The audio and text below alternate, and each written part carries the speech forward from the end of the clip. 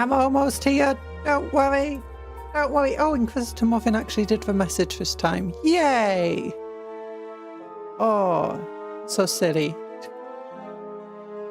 Well, don't worry. I'll be here in just a few seconds.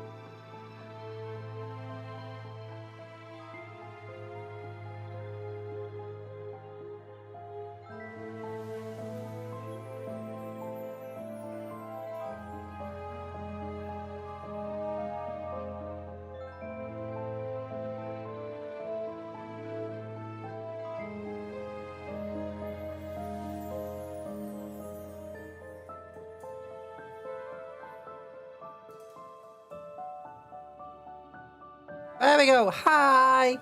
Hello. Hello. I was getting water.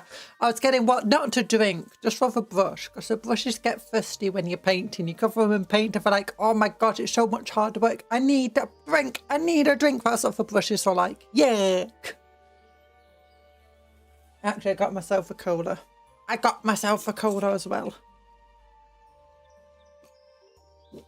Oh, I meant to crack it on stream.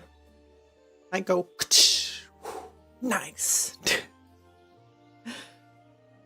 I've got another thumbnail. I got one thumbnail. I got tomorrow's thumbnail made. But where is it? Is it this image? There we go.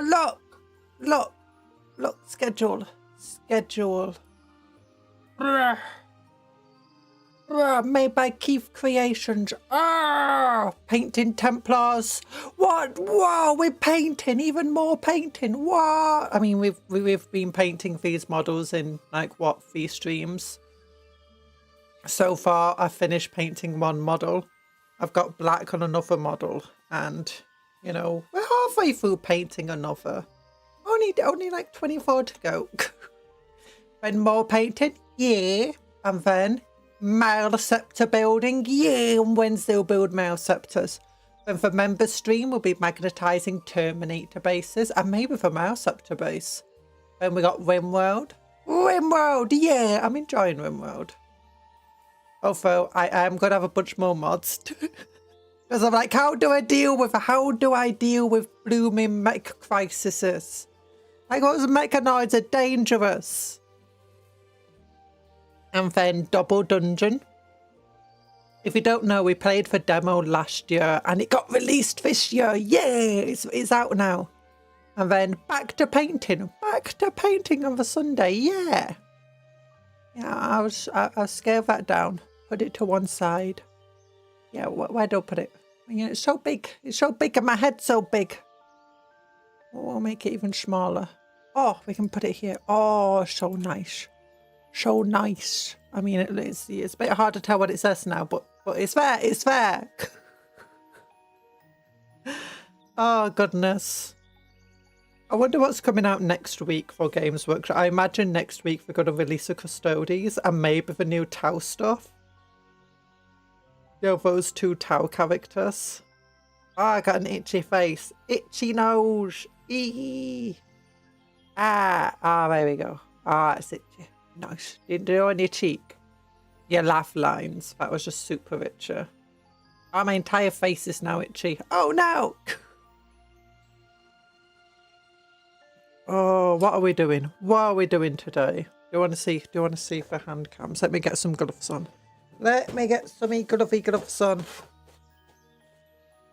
Oh, yeah. Oh, so nice. So nice. Oh, I'm so excited for the new Maelstrom rules. I've seen people experimenting with the leaks. I'm like, oh, I just want to see them by myself. I want to get the book. I want to read it. I want to make a bunch of cool characters. Yeah. There you go. Got one glove on. I've got a glove on. Do-do-do-do-do-do. Got a glove on. Second glove. Come on. Come on. Second glove. We've heard of one glove. But what about second breakfast? I mean second glove. There we go. There we go. Itchy. Itchy. Why am I so itchy today? I don't know. But then, is this a hand cam one? Hand cam, hi! Oh, that's game. That's game. Hand cam, there we go. So I can't tell which the phone that like tracks me is in the way of my screen where I can see what. Ah, there we go. I can see now. I just messed with the settings. Hi! Hello! Big old hands. Big old hands. And a lot of paints. Yeah, this is one of the ones. We didn't even do this one on stream. I did work on this guy. Hi, Sarah Dwayne. How ya doing?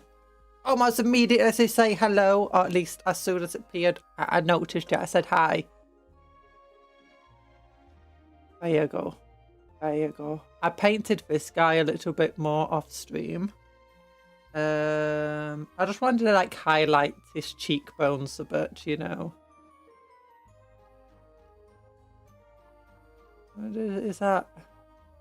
Get it to focus properly. There we go. Yeah, I was trying to focus his cheekbones, highlight them properly. Put a little like highlighty shiny spots on his head. Yeah, make the little patch there a little less dark around the studs. Yeah, you're doing good. You're getting ready for work. Nice! Hope your work goes well. Hope your journey to work is easy as well. Oh, look how shiny that... I love that shoulder pad. It's so cool. This shoulder pad, less cool. I dropped this guy and I broke his big old axe again. I don't think it worked at all. And actually, no, I did. I fixed the eye a little off stream. But now it just looks wonky. It looks like he's, you know, just told a funny joke. And he's like waiting for you to laugh. Hi, Anthony. The stream commands aren't working. I don't see any commands. I think your message got ate by YouTube because it's not showing up on my screen. It's not even showing up on any of my chats. It's not even held for review. So I think YouTube just ate your message.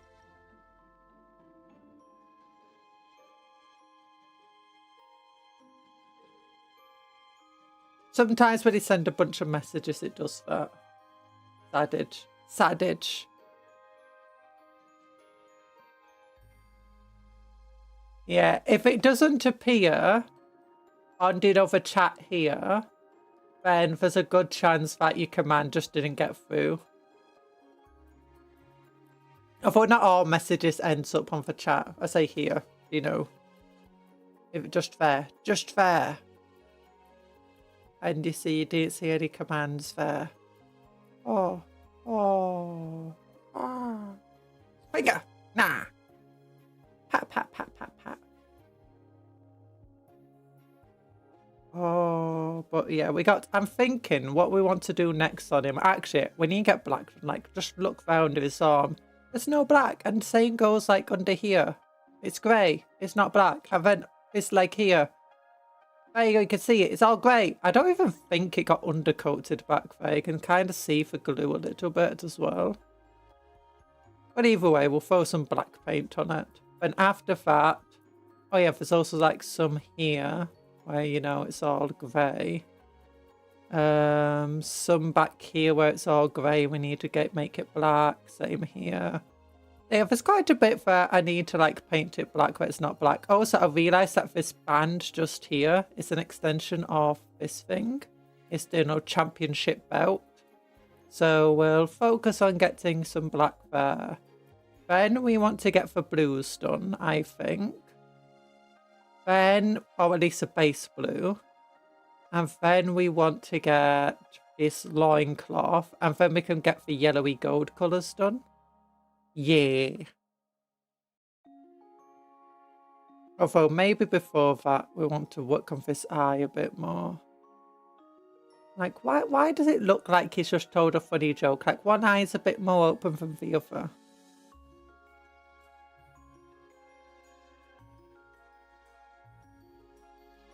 Is it like that on the other eye? Also, I think I want to just highlight the teeth a little bit here, especially at the side. So the teeth stand out. Yeah.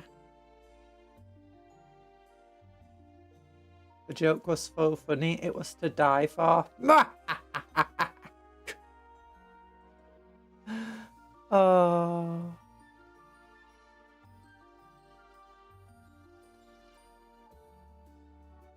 But yeah, we got stuff to do. I've realised there's a little bit of black I want to paint there.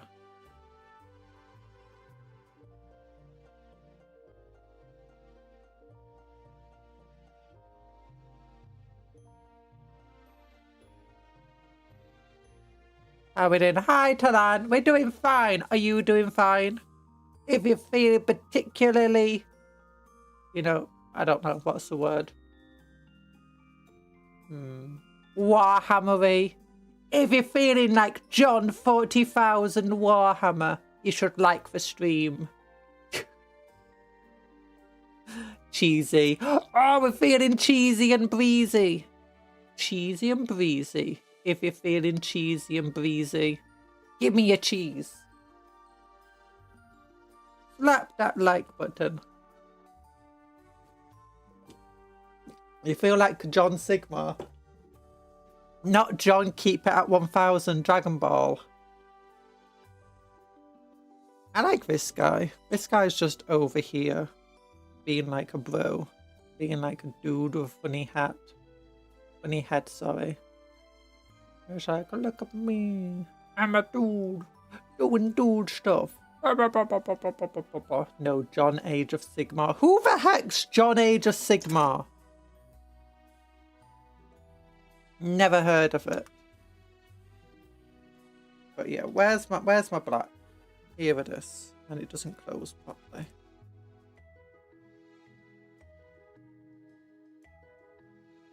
What's an Age of Sigmar when it's at home? Oh wait, it's never at home because no one plays Age of Sigmar.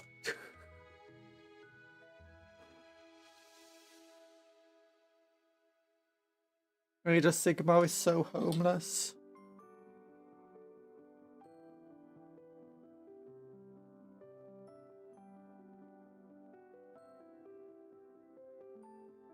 You're confusing him with his brother. It's John Warhammer and Jack A. Oh, Jack Sigmar. I know Jack Sigmar. I play. Oh, look. If I had people to play with, I'd play 40k. I mean, I play by myself. That's allowed. Why do you think I've got so many armies? Conjuror excited to play her first game of 40k. Hey, I've played loads of games of 40k, including against other people. I've not played many games of 10th edition against other people, but that's neither here nor there.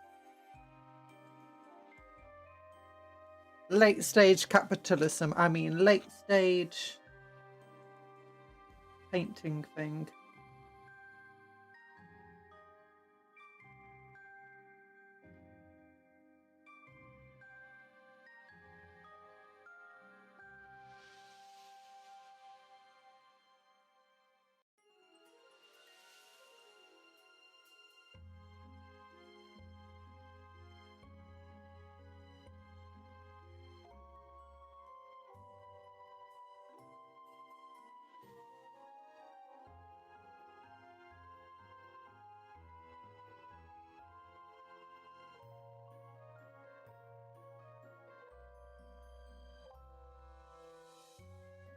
Late stage capitalism. Late stage cupcake. That's a good thing.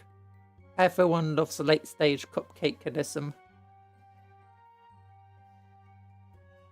That's what Cuptopia's all about. Giving me all of the I mean, creating a nice life for all cupcake kind. And sharing for cola. Yeah, definitely. We definitely share for cola. Definitely. That's what happens. I got an itchy face. I got an itchy face. I don't know why.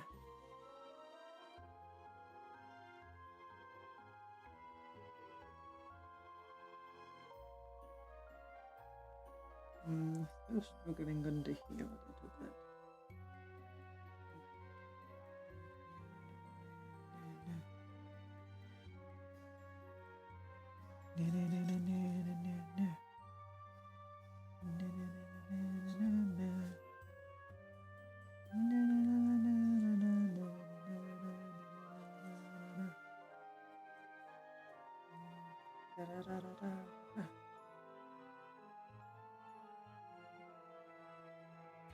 Well, where's my magnifying glass? That will help. Karl Marx wrote about this in his book, believe it or not. Yeah, true. Believe it or not, it is a wildly different version of all the books concerned. There you go. So I just got to be careful not to get too much. Here we go. I can now see what I'm doing a bit better.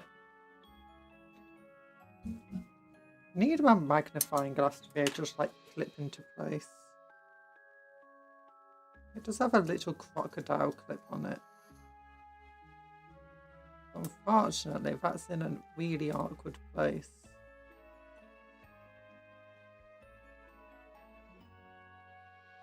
Well, let's try to see if I can still get it on anyway.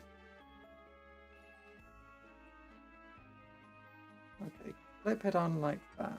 Then move this like that. And we can do this. Bring it over like that.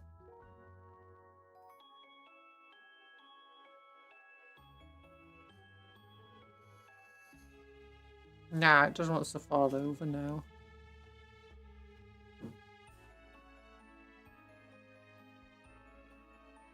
Maybe.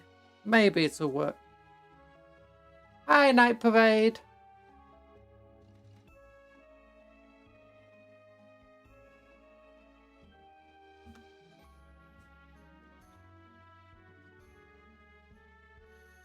There we go.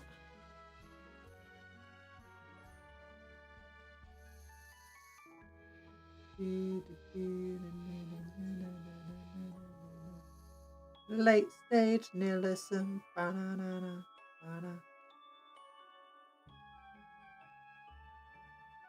Star Trek.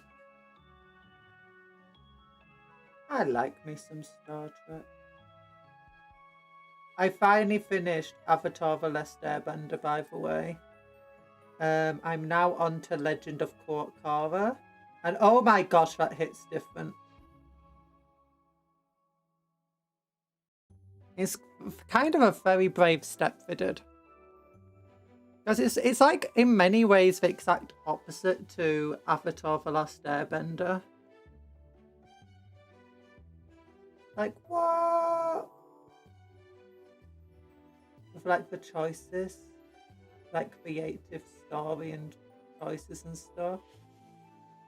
I'm not saying it's bad, it's just different. Which is like after watching Avatar The Last Airbender, I'm like, okay, what's this next series? That's a spin-off. It's like,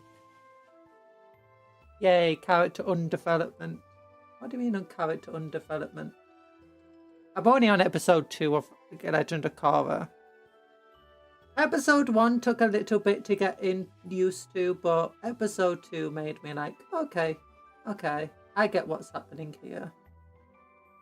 It's pretty fun. Pretty fun ideas they're throwing about. Again, a bit different from what I was expecting after Avatar The Last Airbender. But I wouldn't say bad.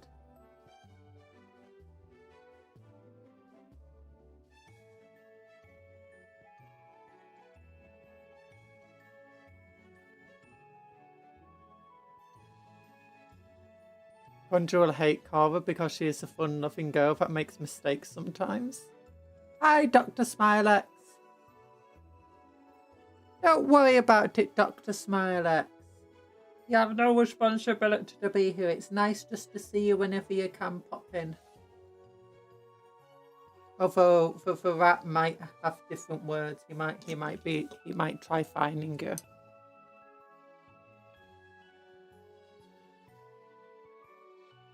What do you mean? I don't hate fun women. Toph was a great character in Avatar.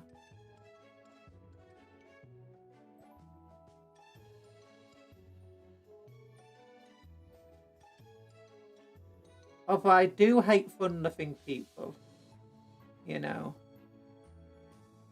It's like, you got responsibilities to do. Do your responsibility. What do you mean you want to have fun? No, not allowed.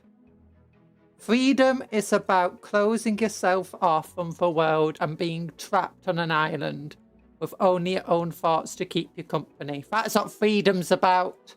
That's it. That's why they call America the land of the free, because they've got Alcatraz. Big axe, yeah. And combi bolter with a flamethrower.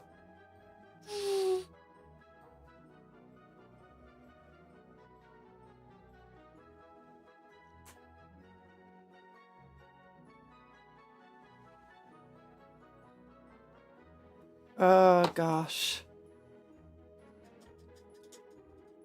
Carl will also date. Okay, now that's wrong. Ew. Humans dating other humans. Ugh. Who'd ever write a story with that in it? I don't think anyone would ever relate to that type of story. I don't know why they keep making them. Like, that is the one thing everyone hated about Twilight.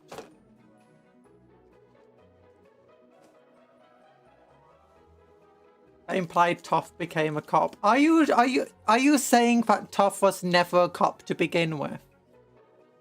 Look, she was trapping people in prisons quite often. In fact, half of the stuff she did, she was just throwing people in prison. Trapping them in rocks or giant metal cages.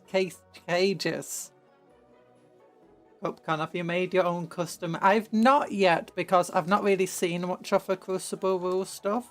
And I've ordered one of the books. So we'll look at it together on whenever it arrives. It should be next weekend. Toph was slaughtering people with rocks. You know, it's people throwing words like that into my stream, I think, is why my views have been going down lately. YouTubers like, no, analytics don't like these streams. Talan, stop it! You've got to censor yourself. You're so good at blaming. I am good at blaming others. Thank you. Oh. Apparently can make custard. Ooh, that sounds fun. Does it show base size? It should show base sizes in Crucible. Like, tell you what everyone's base is meant to be.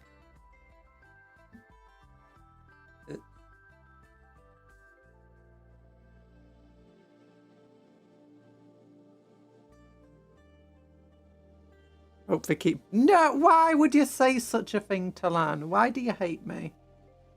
Dan just wants to see me suffer.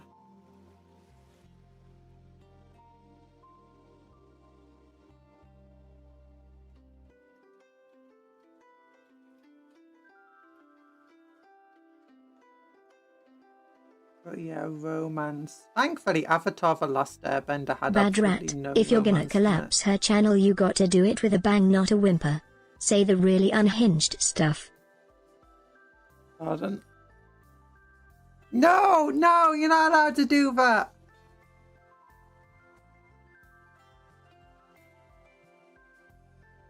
I'm going to experiment and see if just adding the tag trending would actually make my video trend. Like if it would, like we're going with AI so much in YouTube right now. If I just like, can I just put in like tags on my description trending, popular and stuff like that, and will the AI just be like, oh, I should you know, promote this stuff.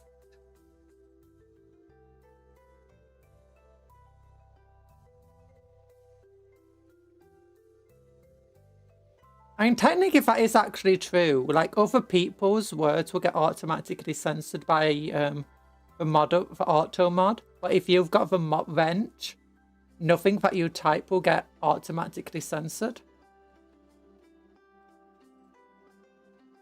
So that is wrong. Are you sure it's wrong?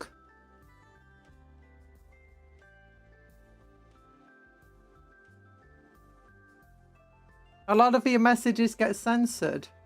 What are you typing, Talan? Time to lash a cupcake. No, Blair Boris.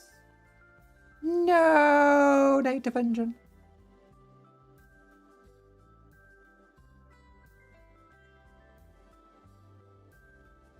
Don't type about why you're such a mean person, Talan. Don't talk about stuff like that. We're friendly people here. We're friendly people. We love being friendly today. We're the kindest people you've ever did meet. The kindest, it's true, yay. We're super kind. We're super friendly. We watch Dragon Ball Super. And we say it's the greatest thing ever. And if you don't agree, we'll cut you up and throw you in some soup. I mean,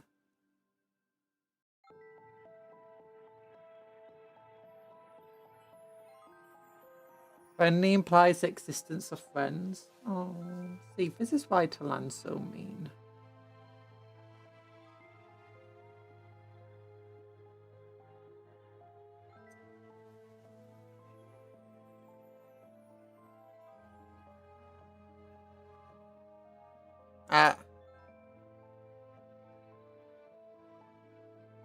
No, don't put tip in my cola.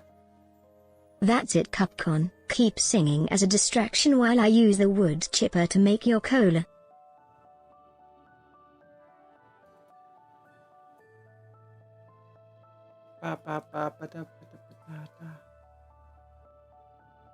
We aren't friends. Yeah, Talan. Well, why would you say such mean things to Dr. Smilex?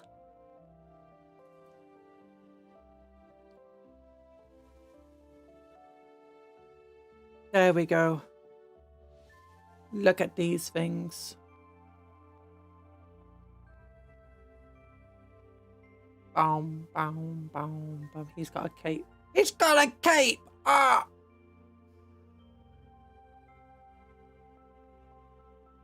Okay, we want to get the gun done next. We got the gun done to do. I just tripped over my words massively. Okay, I'm thinking I want that red. That one bit. Oh, and that's a little bit to do gold. And then over here, some of that can be yellow.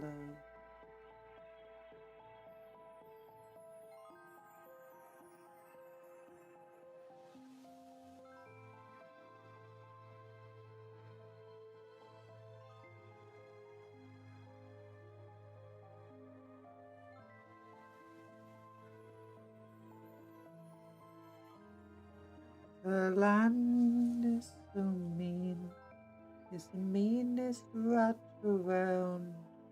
If a big rat knew how mean he was, he'd be thrown in the ground.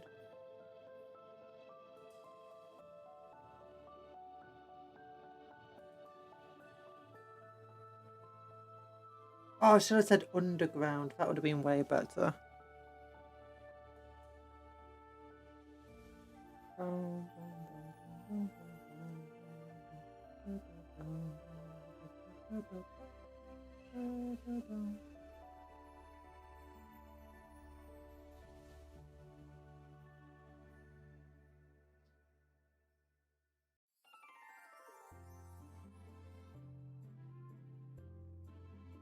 Did you know? There we go.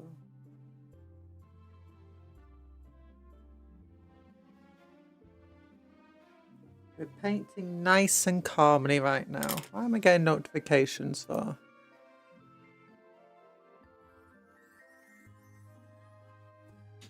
Notifications, stop vibrating me. There we go. Oh! Oh, gun!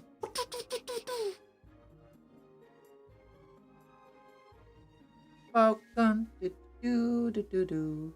Bolt gun, do do do do. We got a bolt gun, bolt gun. We're bolting all around. We got a bolt gun in town. We got a bolt gun flying around. We got a bolt gun.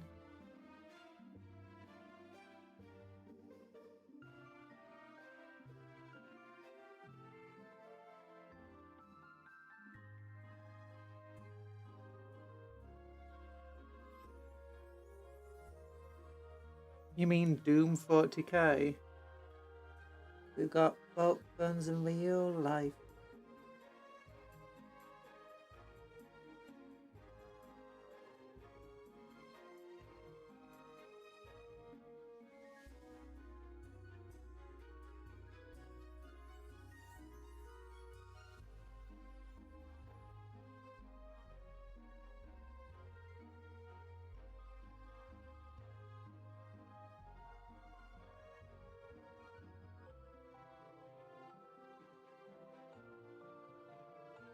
Doom.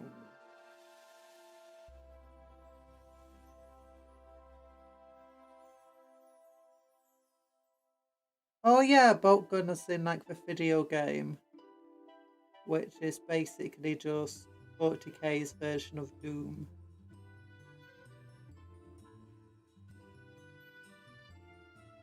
Forgot about that somehow. You know.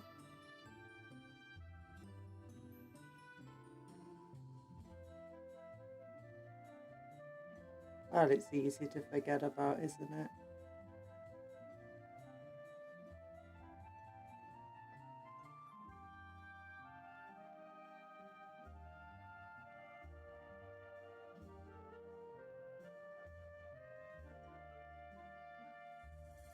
Okay. No more need of this bush for now. Would you play for Bolt Gun DLC?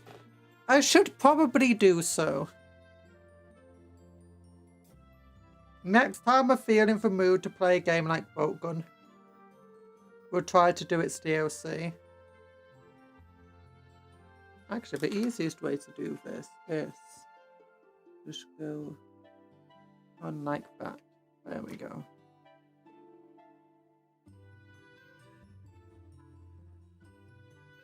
Wait, Cupcake question. Can I have one of your Templars in my army? No, you do chaos. My Templars aren't chaotic.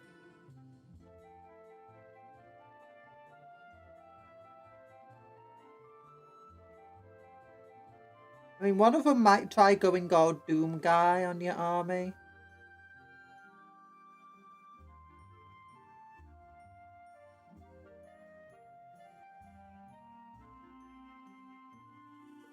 What's with everyone wanting to make little trophies? Or like, Anthony wants to copy my Warhound colour scheme so he can use it as a trophy in his army.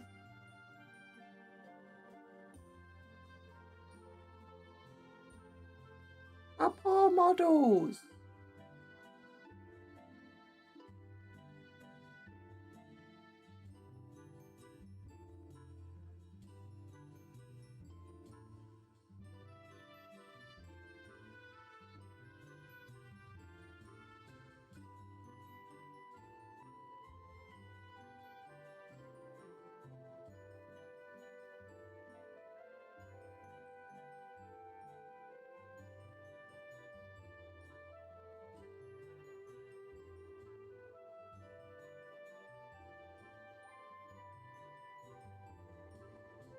Food for the Emperor. Hi, Denizen of Misery. Yummy Psychos. Yummy Psychos. We got no Psychos here. We Templars don't have Psychos.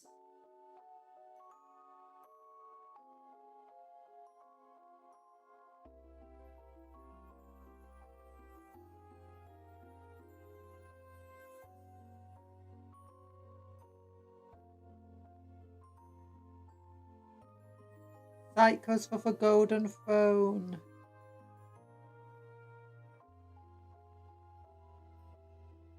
I need trophies. I mean, fighters for the Emperor. No, no. My guys are all busy in their little homebrew area. Doing homebrewy stuff.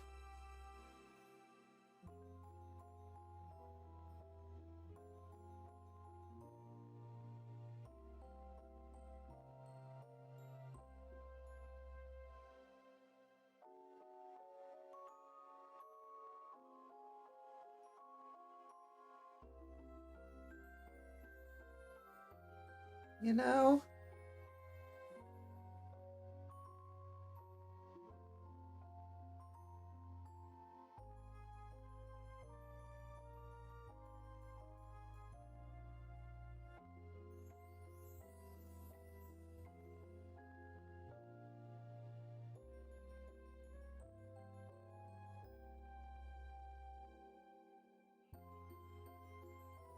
Everyone's taking a page out of... Look, if you've been mean to me today, which you all are, all of the time, yeek, you should like the stream to make it up to me, you know? You know? Just smack that like button. Give it a big old punch of a shotgun. A paw for witch, as one of the old vows go. Do what to the witch? Oh my goodness. Anthony, you rude person.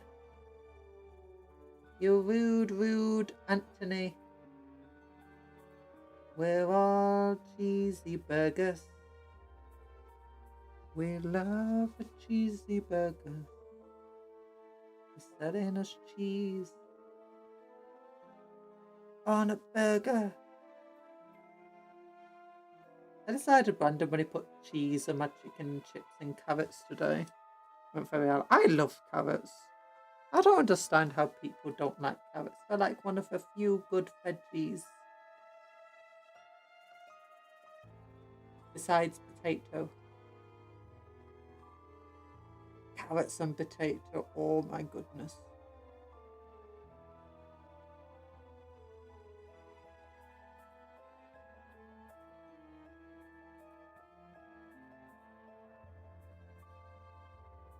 I'm pretty loyal, don't mind the engines. Dr. Smiler, we know that you're chaotic, but you love Karn and Slanesh and the Alpha Legion. You make no secret of it.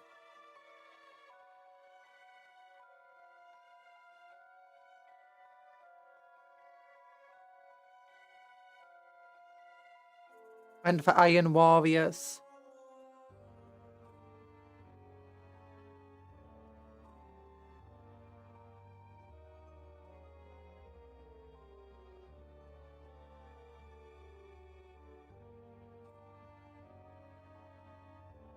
There we go. That works a little better. No.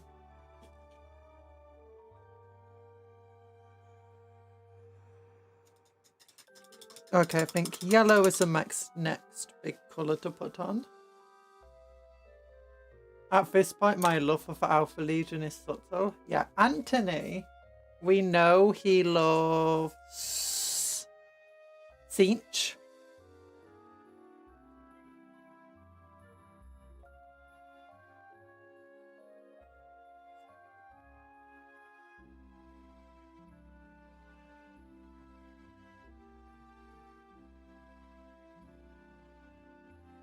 When it comes to the Chaos Gods, I think Slanesh, Tzeentch and Nurgle all take kind of claw for the top spot from me. Some of my favourite demons are the Flamers and Screamers of Tzeentch, but I don't like the Horus very much. I'm not a big fan of the Lord of Change, although the current plastic model is pretty nice. Keeper of Secrets is absolutely amazing, so are Demonettes and Fiends. Pretty much all of the Slaneshi ones are good. The Beast of Nurgle is great, and Nurglings are cutie patooties. Plague Bearers are okay. I do like Bloodletters and Khorne Juggernauts. The Bloodthirsters aren't too bad, but I kind of find the Heralds of Khorne to be the most... Basically, any of the other Khorne demons kind of get very boring, except for Fleshhounds. Like, do you know, Skull Taker, your Herald, your other types of just, you know, generic Bloodletter stuff. Skull Cannons are okay. The Hellflayers for Slanesh are good. In terms of, like, demons, I'm guessing Slanesh actually is, like, my favourite, although... Probably Screamers or Flamers are my favourite individual demon. And Juggernauts are up there too. You like Slanesh a lot. Yeah. Yay to my beautiful bird boy. This is why your stuff gets turned into victims. No!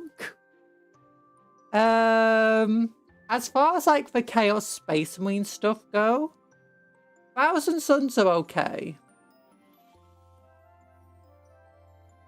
Like deal for Rubric Marines. I think they're pretty cool. They're not my favourite at all. The Tzeentch Sorcerers and the Disc of Tzeentch though are really cool. And I also like in the Age of Sigmar and Fantasy, do you know your Sorcerers that are summoning all the Screamers and stuff? They're super cool. And do you know your Disc Riders as well? That unit of Disc Riding Warriors are also nice. I like them. Noise Marines are probably my favourite Chaos Marines. Closely followed by the Nemesis Claws Night Lord Marines. Plague Marines are pretty cool, but the main thing I like is all of the Nurgle Demon engines are just really, really solid choices. The Khorne Demon Prince is a classic. But the Tzeentch Demon Prince is absolutely amazing. I really love the design of the Tzeentch Demon Prince. The Slaneshi Demon Prince currently kind of sucks. But I think the best Slanesh Demon Princes are the ones where they're made using kit bashes, like using Keeper of Secrets and stuff type of things. Or do you know the characters? Nurgle Demon Prince is okay. The Nurgle Hellbrute is great.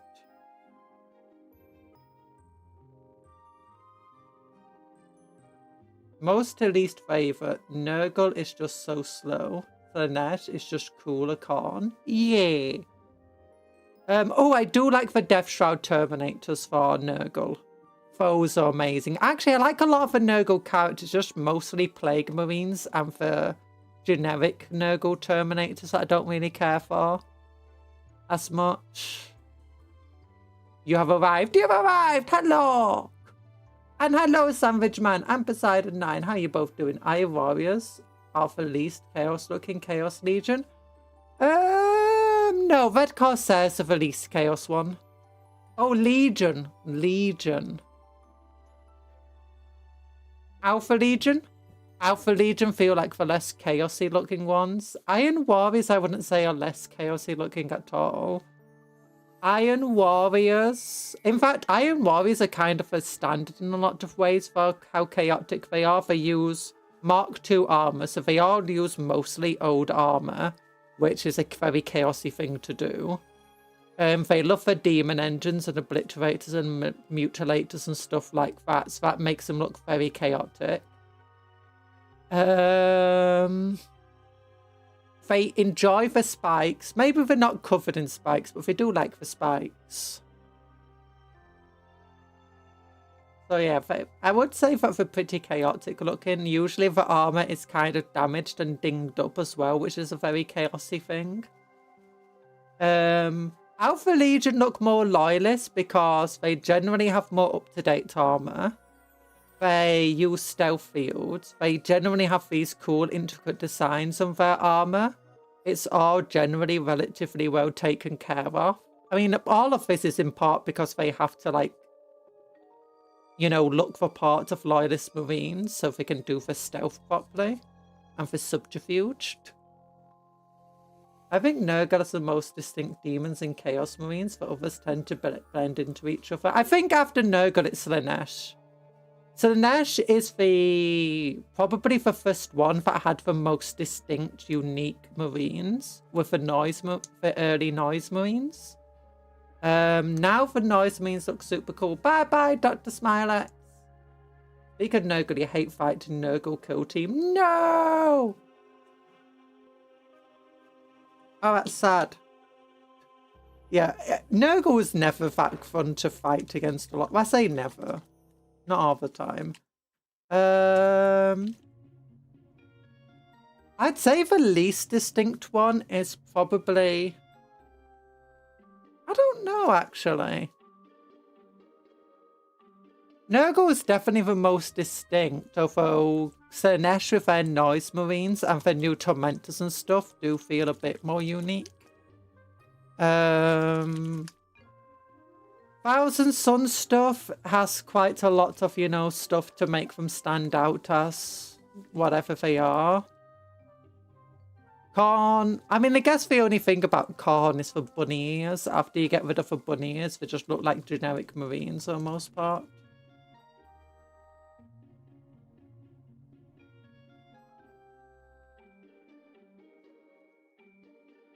Shaking up the paint.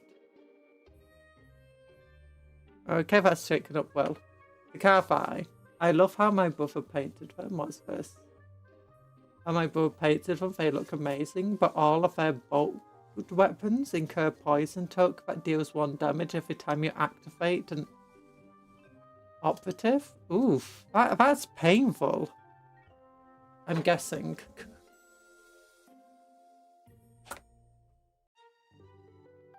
I don't really know much about the kill teams other than, you know, just the general appearance of them.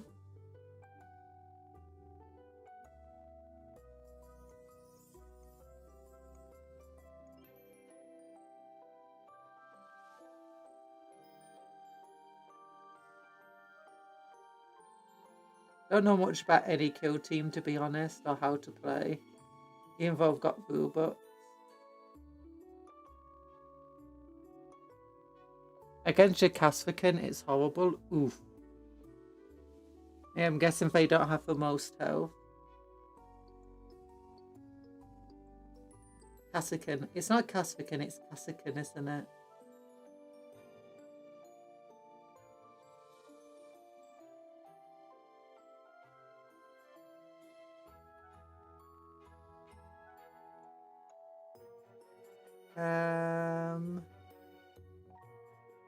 I like how it looks almost gold as soon as you put it on. Under the magnifying glass, it looks a lot more gold. Red Corsairs are so cool because they have a backstory. By the way, go read the Bad Ab War. It's also a story of the Imperium. I'm thinking about, once we get the Black Library stuff, I want to like start listening to more of the audiobooks. Once we get the Black Library app. Depending how expensive they are, mind you. Oh gosh, that was way too much on my brush there. I'll just use it as a dip.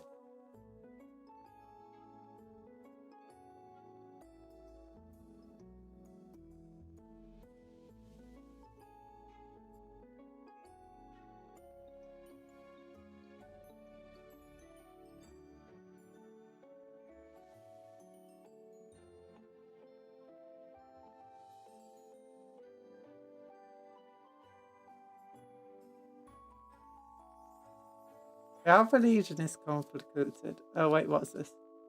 It's also Star of the Imperium being their own worst enemy. Out of sheer boredom, they make their own problems. Yeah. There's a lot of issues with the Imperium. And them causing a lot of their own issues, or at least making their own issues far worse than they had to be. Like, when it comes to chaos, the one thing I will say is that when it comes to, like, an adult person falling to chaos, while there's various things you could have done to, like, you know, counter them before they finally fully fell, I don't think there's ever any chance of saving them. Or at least not much chance. Because of just how chaos is.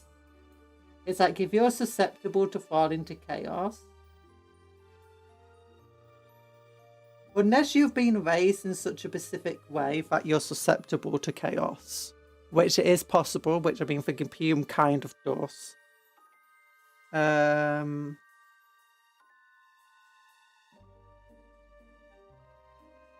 Falling to chaos and the Dark Gods, even if you just want to use them for your own game,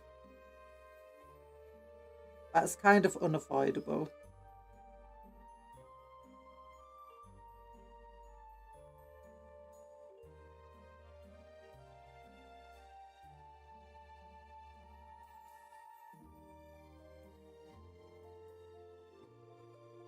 At least that's how I kind of view the entire chaos thing. Like, maybe you delay the fall to chaos, but you'll never stop it. Alpha Legion is convoluted, either they're loyalists or not, which is a lie, but it's true, but the previous statement is 50-50. They're loyal to Omega, which is written by Alpharius, but I am. Actually, Raven Guard dressed as an Alpha Legionnaire, but I'm a Night Lord. Yeah, okay. You love the Caracadons because they're like loyalist Night Lords, but they're bigger than the normal because they have Maori base, and Tiberius, the girthy Megaloth boy. Yeah. Alpha Legion are also bigger than your normal Chaos Marines, aren't they?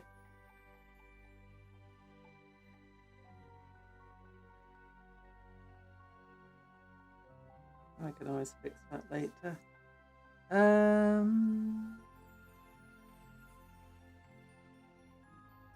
Yeah, some of these things, the tubes are just going to be yellow. For once, the tubes are being painted yellow. Everything else is going to eventually become gold or bronze.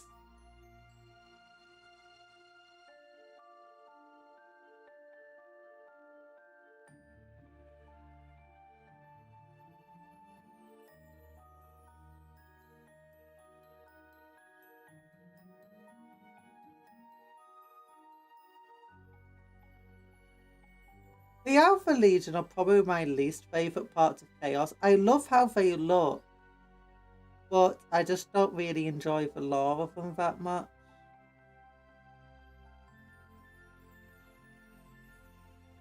I think if maybe there was like 2 sets of Alpha Legion, one was loyalist, one was not. Like, do you know a bit how they do, oh, what is his name? Cypher? Something like that? For Dark Angel? If it did something like that, where you could have Alpha Legion and Loyalist armies or Chaos armies. I think that would be really fun. Red Corsairs was literally send dudes, I'm in a fight, need more men, and VP said, nah fam, got bigger problems, to which Lufthaven said, right, fine, I'll do it myself. Yeah. I've only got things like the Imperium going, hey, you've not paid a tithe. It's like, yeah, because we're at war. Well, wait, yeah, you're right, you're at war. We're invading you as traitors and heretics. And they didn't fall to chaos. Well, actually, some of them didn't.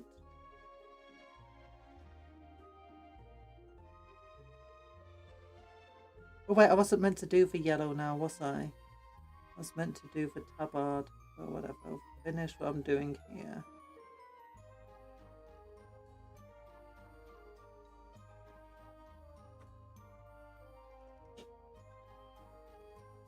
Choosing on not to get corrupted by chaos. Don't screw around and find out unless you're Titus or Malum Kaido. I mean,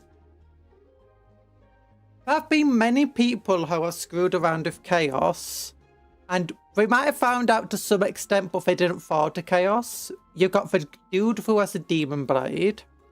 You got the guy who like runs around for war. You've got lots of inquisitors who haven't fallen to chaos. Some of them have been possessed, but they managed to break it.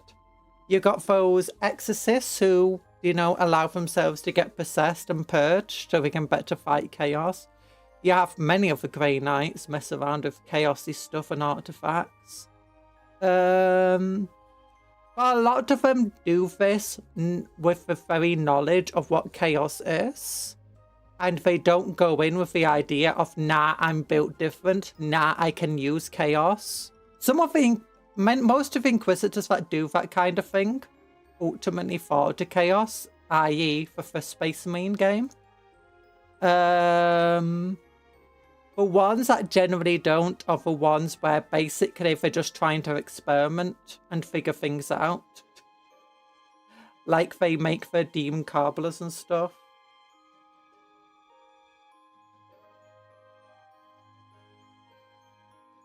Or they go in knowing that they'll probably fall to chaos eventually, but in the meantime, they're going to do everything they can to make sure that they're better. Hence why you get people with demon swords, and they're like, you've got a demon sword, and you're not corrupted. Yes, because I know one day I will be corrupted, but I'm going to fight every moment until not. I'm no longer going, until I'm no longer myself. Yet you got to clarify with everything yet when it comes to Inquisitors, Castanet Crow, it was just too smooth of a brain to be corrupted by the demon sword. Yeah. Well, that's the thing. This is also one of the reasons why, you know, a lot of Inquisitors, when they mess with the demon stuff, like the ones that don't get corrupted, is they actively don't mess about with it themselves personally. It's always somebody else's life and soul at stake that they utilize. Because they fully know that it's only going to be, if they risk themselves at all, then eventually they'll fall. Well, that's the thing, is like when you're messing around with chaos like that, you can't think, I'm going to use chaos against chaos, I'm going to use it as a weapon. You have to just go with the idea of... But that being said, there's no hard or fast rules to this. It's chaos after all. It's why it's called chaos. Oh, that's not what I wanted. I wanted... Rakear Flesh? Yeah, Rakear Flesh. We'll go with that. Or don't do things that would make people think siding with chaos is better than living in the Imperium. There actually is a sub-faction in the Inquisition that truly believe that weaponizing chaos is the only way to defeat chaos. There is. A lot of them are the ones that do fall to chaos though. Because, you know, the entire thing. You do get some, like, for ones that make a lot of... Not Demon Cobbler, that's the wrong word. Oh, what's the word? What's the word? Possessed dude. But there used to be an Inquisitor model that you can still use in Legends. And it was basically a person who's been possessed by a demon. And they're just like walking psychic mega nukes or mini nukes that you just have walking around chained up. And you're just like...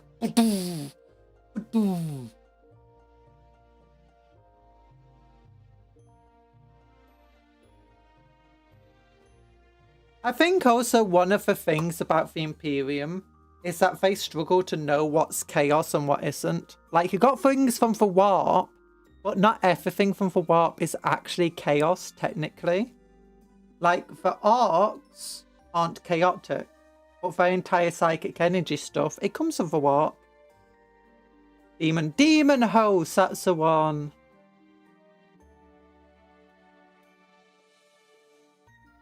Eisenhorn has managed to avoid falling chaos, but he's being hunted by the Inquisition. Yee. Demon hosts are very, very fun.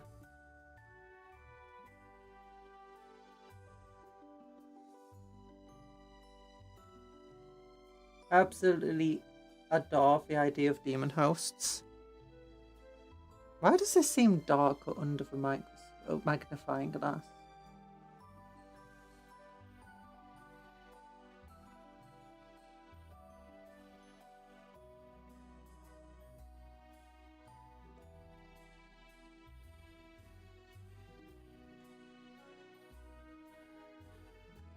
Yeah.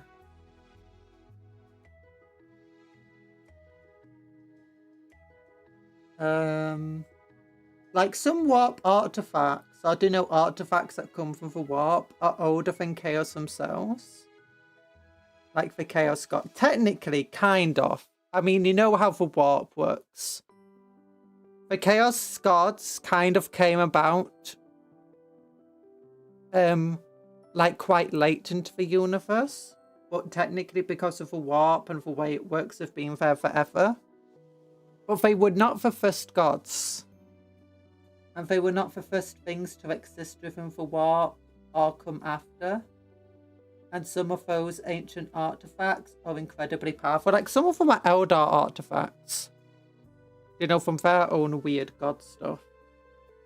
And from the early Necron religions before the Catan.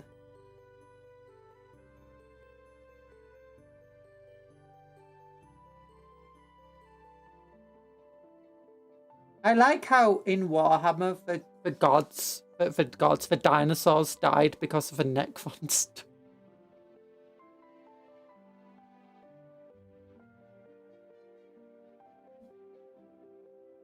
Well, at least it feels heavily implied. Is that actually still implied that it went that way? Because I think it was heavily implied that the Necrons wiped out the dinosaurs for whatever reason, and that there were old ones on Earth. And that the reason humans came about is because of stuff the old ones were doing at the time.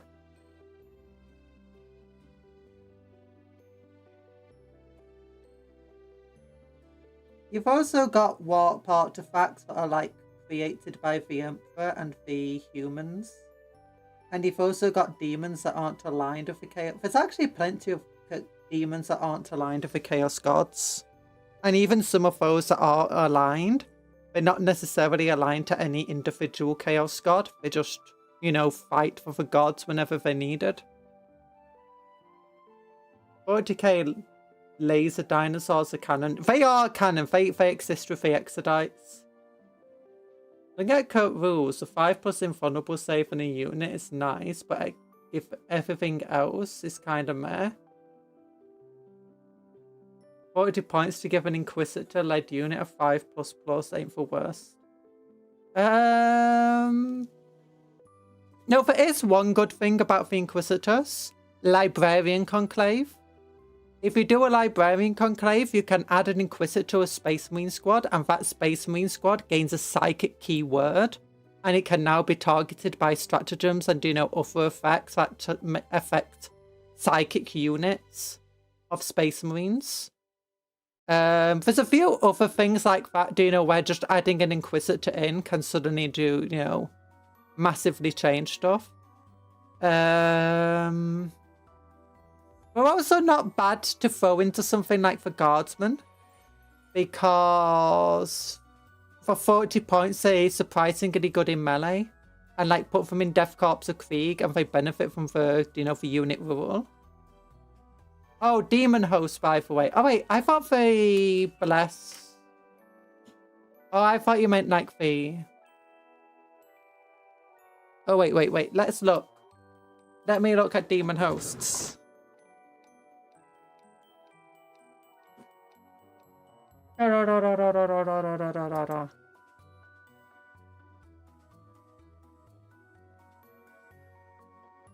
Demon Hosts. Oh yeah, 40 points each. Oh yeah, models and vulnerable saves. This unit has a 5+ invulnerable save.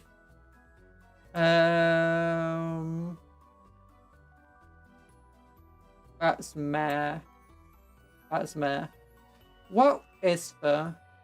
I mean, the melee attack for 40 points isn't the worst thing. Lethal hits, 4 attacks, hitting on 3s. That's AP -2.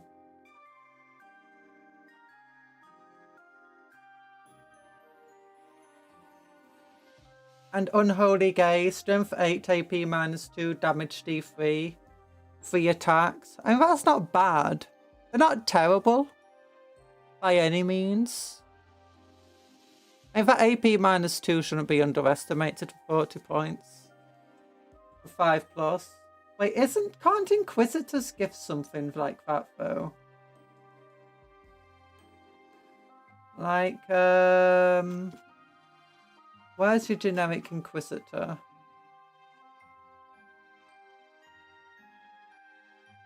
This dude. Blessed Wardings. Oh, it's a 6+ invulnerable save. Okay, so I got confused by the Inquisitors. Yeah, Blessed Warding gives them 6+ invulnerable save. That's why I got confused. I mean, the Demon Hosts aren't great at the moment, but they're okay. Actually, because they are psychic, they do give the psychic keyword over as well. Yeah, in this army, I just have them running around by themselves though, just because I think it'll be funny.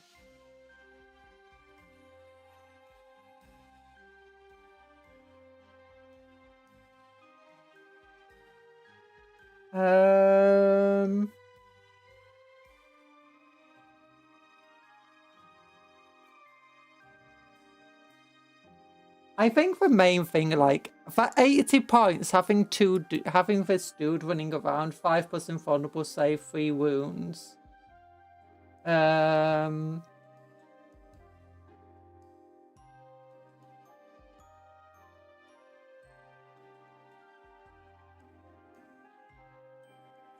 Wait, will they have the 5+ invulnerable saves by themselves? Probably. Hi, Doodle. How to defeat Chaos God? Slanesh, Blue, Boiled, Cinch, a question. So simple they start second guessing. Nurgle, Soap, Khan, dare him to kick his own shins, and you're saying no balls. Yes, words are wording. Words are wording! But we need to finish painting the fleshy tones of this tabard, because why are we going fleshy? Just because. Stop distracting me by telling me to look up rules, which you didn't tell me to do. I just chose to do of my own free will.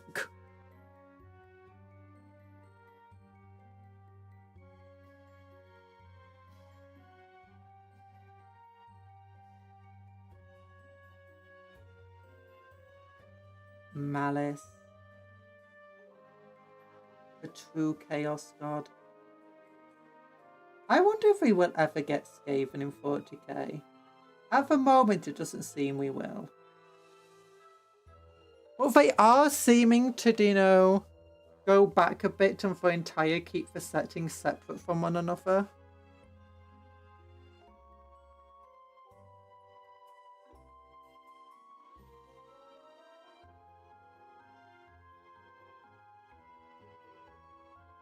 I don't know who at Games Workshop decided we need to keep the settings separate.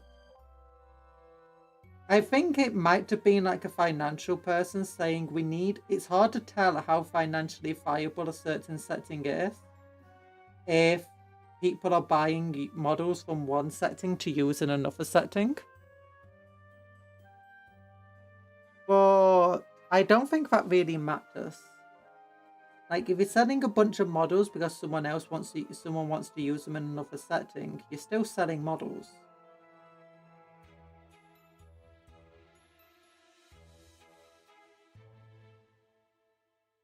Checked up on Via. You guys still collabing in a while? I mean, maybe. I don't know. We've not talked about collabing again yet.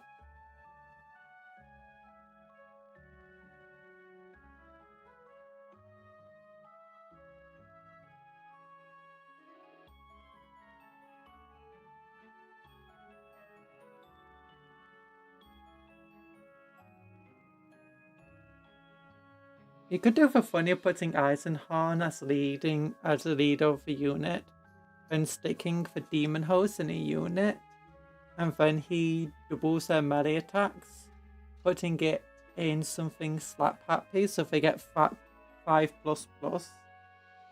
Oh, Eisenhorn can double the melee attacks of units. Or is it only the demon host he doubles the attack of? Oh my gosh, I hope they release a new Cotias model at some point. Because the last one they released so badly. I saw a thing on Reddit where people were saying, what's the biggest downgrade so far? And it's like, without a doubt, Eisenhorn. Almost everything else that people brought up, I'm like, yeah, I think it's very, very subjective if it's a downgrade or not. Like, Demonettes, I like the current Demonettes. Maybe it is a bit of a downgrade, but I wouldn't say they're bad at all. In fact, I do kind of prefer them. I can see why people would like the old ones. Same with Horus.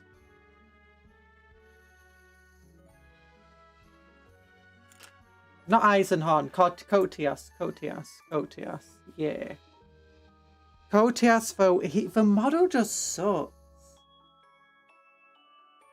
I don't know anyone who actually likes the model, let alone prefer it over the original.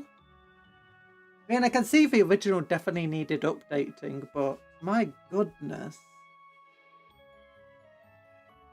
It's like even the Blood Angels things, the Sanguinary Guard, and the fact that they now just use an upgrade spoof for the Death Company. It's like, yeah, that's a bit of a downgrade, potentially. The Death Company definitely is. It's just an upgrade spoon now, and not a very good one. But it's not the worst. It's not the most terrible thing ever. Guess your Jen. I've just not been playing many games as of late. It's just really RimWorld. And I'm playing Double Dungeon later this week. I don't really play many multiplayer games, that's one of the issues. I just think it's going to be drawn out space opera with them bringing a new Primarch out every 3 to 5 years. Yeah. I'm not sure, like, it felt like the perfect chance for them to release Perturabo with the new stuff. And they didn't.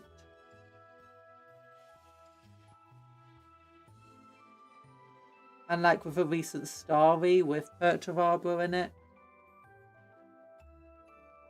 And the fact they didn't just leads me to believe that maybe they aren't planning to release him anytime soon.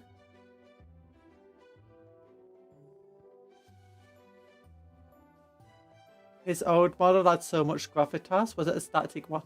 It wasn't just a static model. I think the main issue was like a lot of the details were very fat, effectively. But it just wasn't really up to scratch by current Games Workshop standards. At least it felt like, if you look over old world models, like for really old ones, you can kind of see what I mean there. But as you said, everything had like, Code TS is just bad. It's not just bad in terms of stuff, but it's just like bad design in general. Like for new Sanguinary Guard, it's not a bad design. The models look pretty cool. They're very in keeping with the current, you know, Primaris theme. They're very in keeping with the current lore. And maybe there's a few things like the way they hold the weapons is a bit awkward. But that's like the only real complaint. The main thing after that is they're less decorated than the old ones. And they don't have the big wings. But a lot of people complained about the wings on the old ones, so I wouldn't say that's a downside. And you can always just kit bash wings onto them.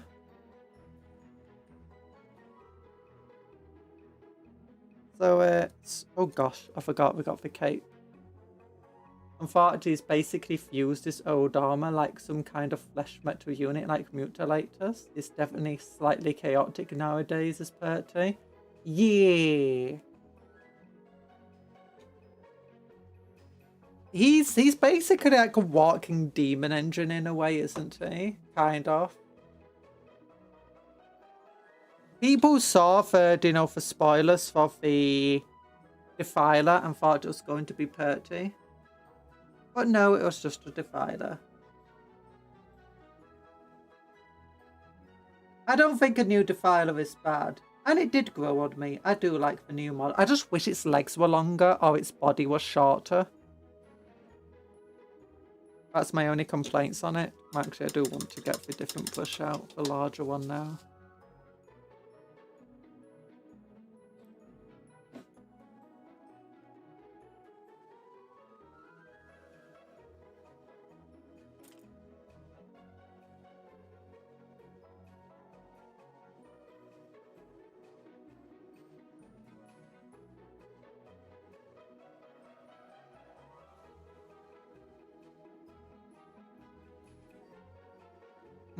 It's like Flesh Metal Dreadnought Lord knows he was watching that Primarch scale Terminator plate like it was nothing.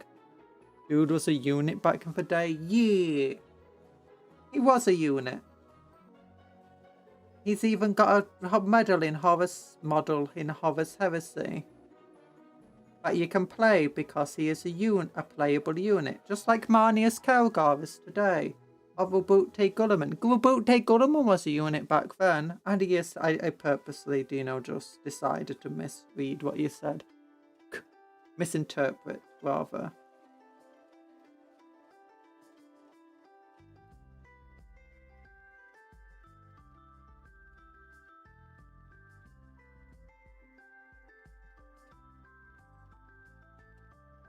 Marnius Kelgar in Defiler. Yes.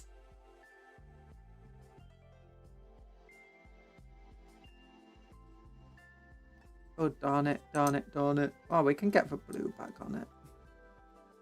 Oh, no, no, man, it came off. That's good.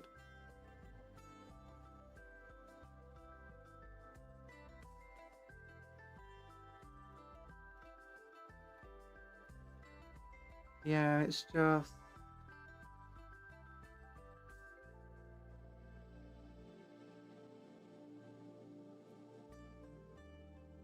What do you think? Do you think if they're going to release a new Primarch anytime soon? My hope for them releasing a new Primarch has kind of gone with that entire Iron Warriors thing. That like the perfect opportunity.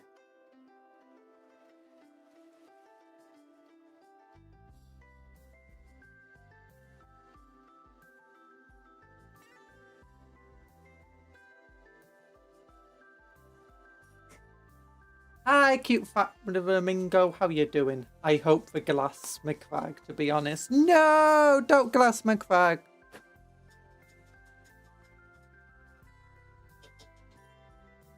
When did the line come out? I have no idea. I think before 10th. Or shortly after. Because I started with a Leviathan set. Or got back into it with a Leviathan set, rather. And that was before any Primarchs were in 40k. Well, technically, the Primarchs were already in 40k, but for the Horus Heresy versions of Primarchs. Because Horus Heresy used to just be a 40k game. You could buy the models, use them in Horus. I think they've eventually released rules for a separate rule for Horus Heresy rules.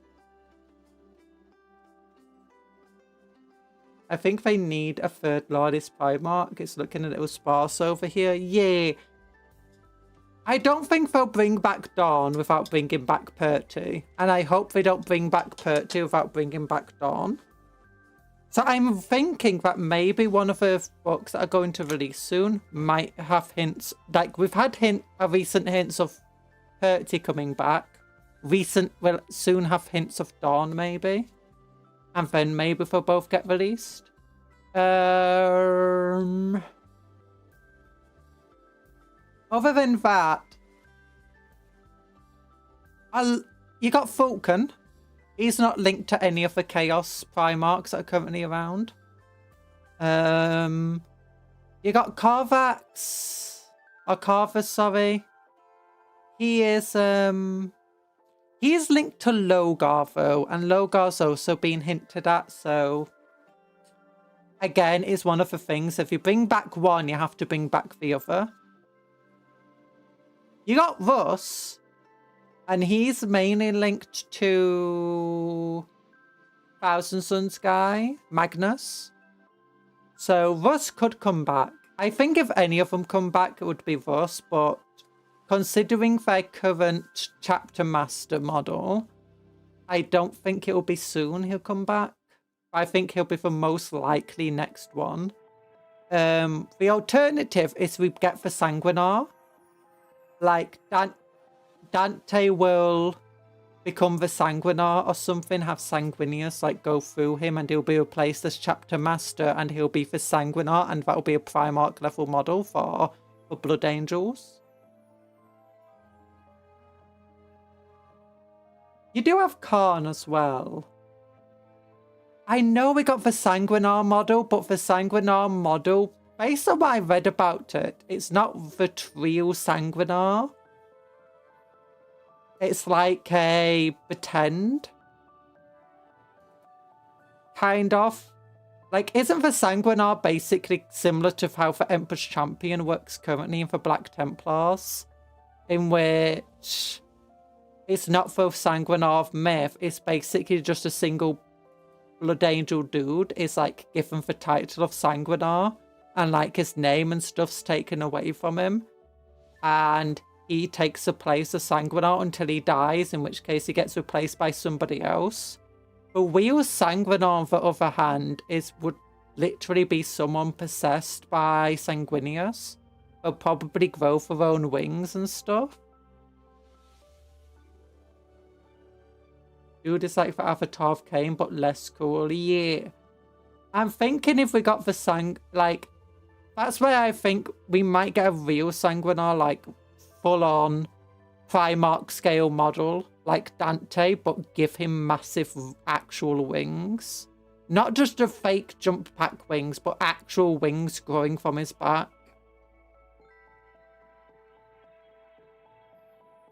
And maybe even becomes physically larger and stuff.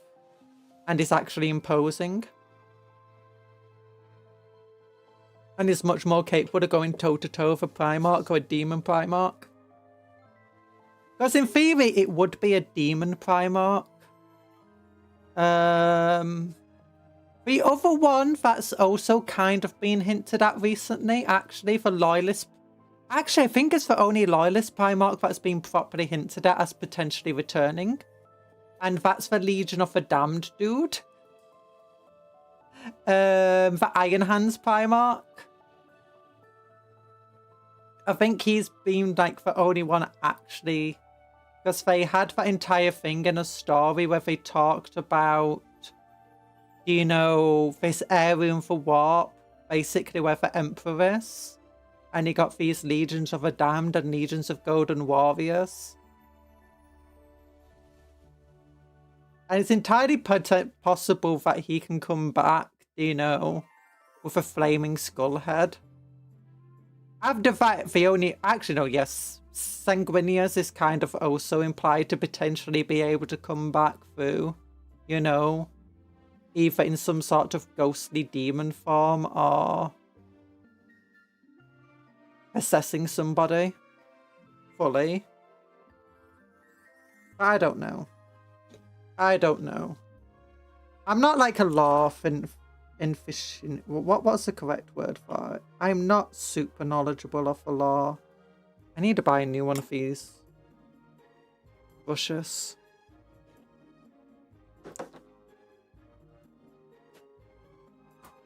Oh no. I don't know how much we actually need for Loyalist Primarchs, mind you. I think for certain armies that definitely could do with a Primarch level threat though.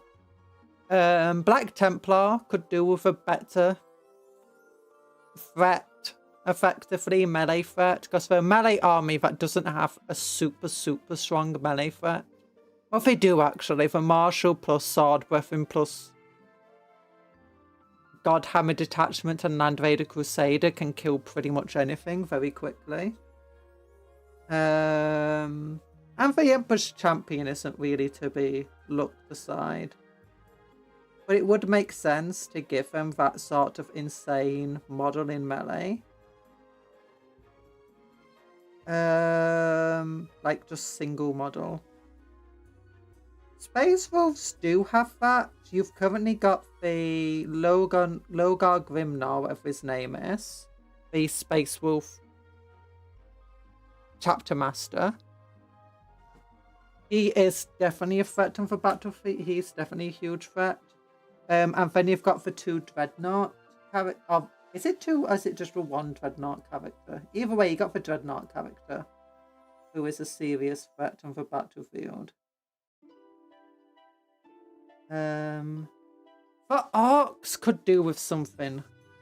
Like, at the Gaskell Vacca's melee stats just aren't cool enough at the moment. I think it's one of the reasons why they decided to make it easier to transport him in a transport, because for like his stats just aren't good enough to have like this limitation on him where he takes up the space of like 15 other Orcs.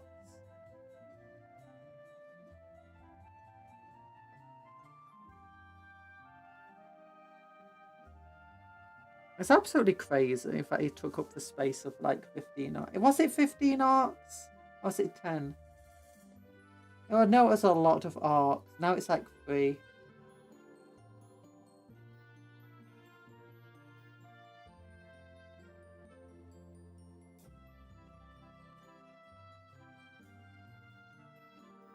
It has a super-powered heroic intervention and a 1 CP up-B downy strat and for Blood Angels detachment. Yeah. All I know is it's like, its rules as a melee threat are kind of meh. They're not bad. They're not bad. It's just like, you read about the Sanguinarv and you look at its melee stats and it's like, is this it? Same to a Gaskell Thraka, to be honest. You hear about how powerful he's becoming, like he might not even be considered an Orc anymore. And then you look at his melee stats and it's like, okay, is this it? Is this the legend that can like go toe to toe with Angwon? Because I think this is somebody else.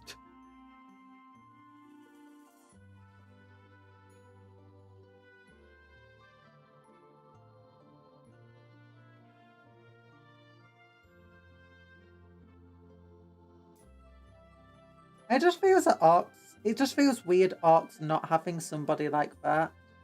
Because it's like Eldar have the Avatar of Cain, ridiculous threat. They have the, what's it called? The Inkari? Something like that. The Necrons have their Catan. You just get to throw it into fights, that's a whim, and then fade it back into... Assuming it's a 5s for fights. That's fate first innately, so yeah. I mean, it's not bad. I just find myself thinking, is this really it?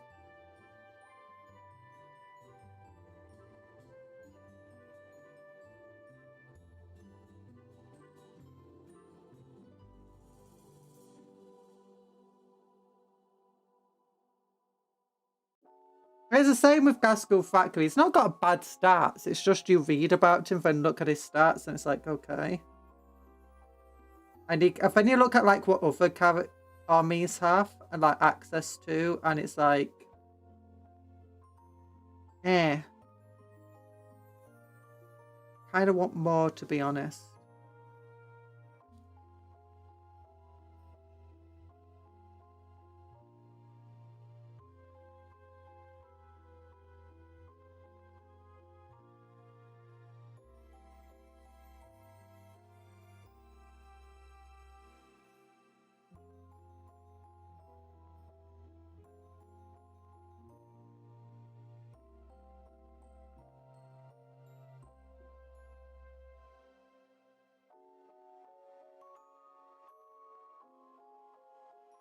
Fights first is cool. That being said, it has been a while since I looked at the Sanguinar stat. So I could just be talking out of my butt.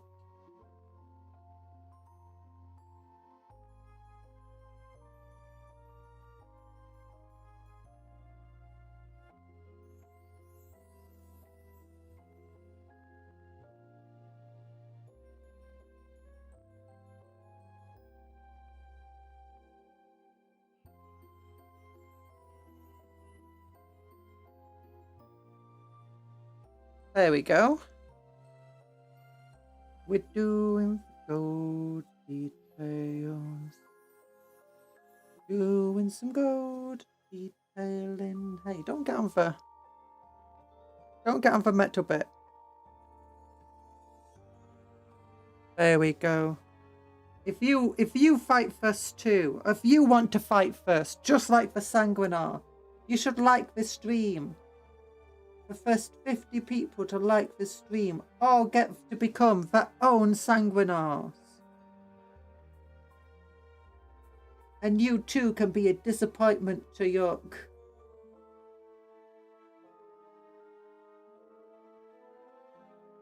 Your fan base. Oh no, I got yellow on the skull.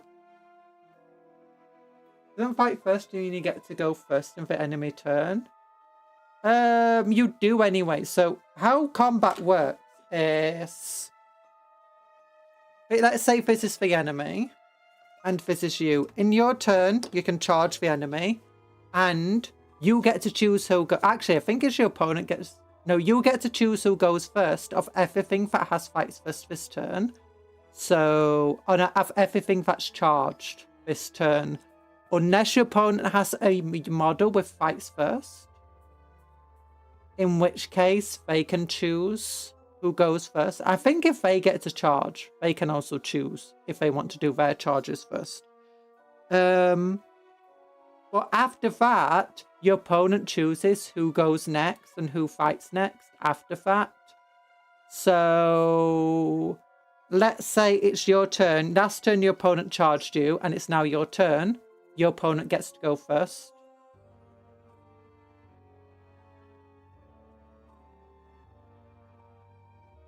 That's generally how it goes. So on the turn you charge, next turn you should also be fighting first. So you basically get to fight first 2 turns in a row. Very, very powerful. If you've got fights first though, that's as far as I'm aware. Anyway, I might be incorrect there, but I think it's correct. Otherwise it kind of makes charging on your turn a bit pointless. Well, not pointless, but you know. So for Sanguinar to really benefit from its fight first, it has to either charge into someone who has fights first already, or be charged by someone who fights first. or what it has to do, it has to charge, stay in combat for their turn, then stay in combat for your turn rather than fading back. So it has to stay in combat for, you know, 3 turns effectively to really benefit from Fight First, as also Fight First is kind of meh. And especially for a unit that deep strikes, and it's the entire thing is you bring it in, attack, take it back out again. The Fight First kind of isn't actually going to get a lot of use.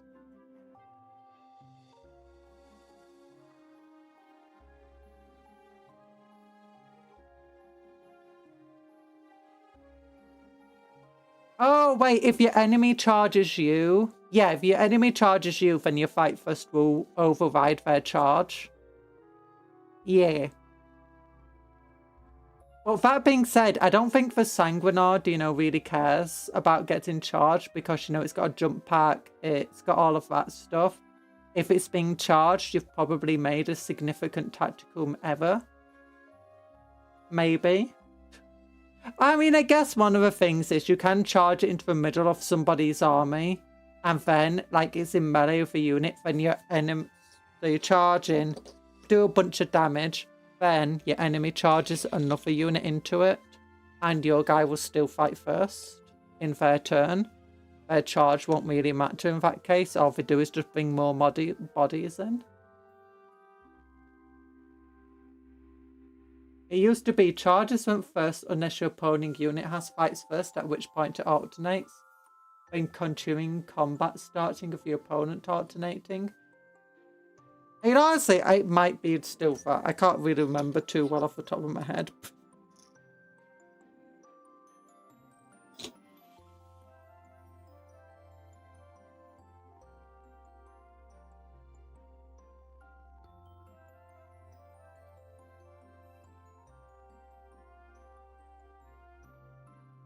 Yeah, it might be like that, actually.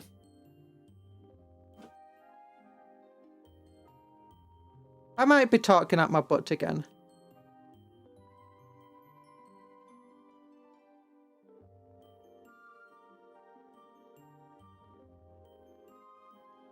Hey, when you play against yourself, the rules become more of guidelines, you know.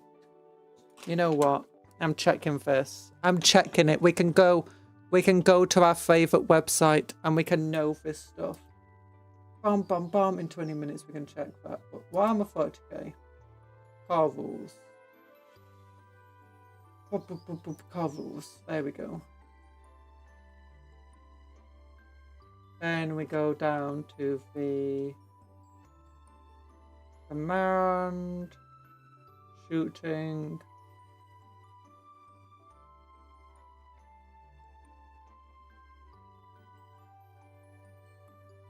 Okay. In both steps of a fight phase, players alternate. Okay, yeah, they alternate selecting eligible units of their army one at a time, starting with players whose turn is not taking place, and fighting with them. Note, the player cannot pass or opt to not fight when they have one or more eligible units to fight.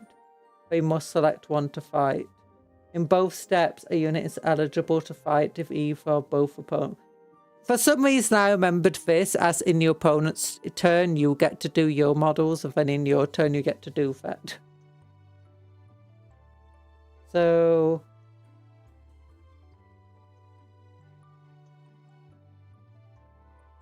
no unit can fight more than once in a fight phase. Haha, lies. In each step, if all of one player's eligible units that can fight during that step are fought, the opposing player can then fight with all of their remaining eligible units that can fight during their step one at a time.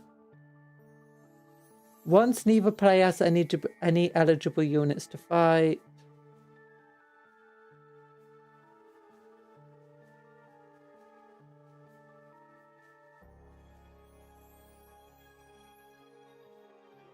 in this step, all eligible units of a fight's first ability fight. Remember, this will include units that made a charge move. Oh, that gives them the fight worse. Okay.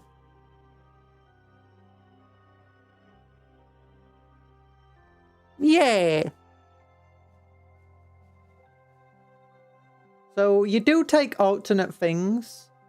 Oh, so that means you can mitigate an opponent's fight first by basically choosing your unit first. Okay. Interesting, interesting.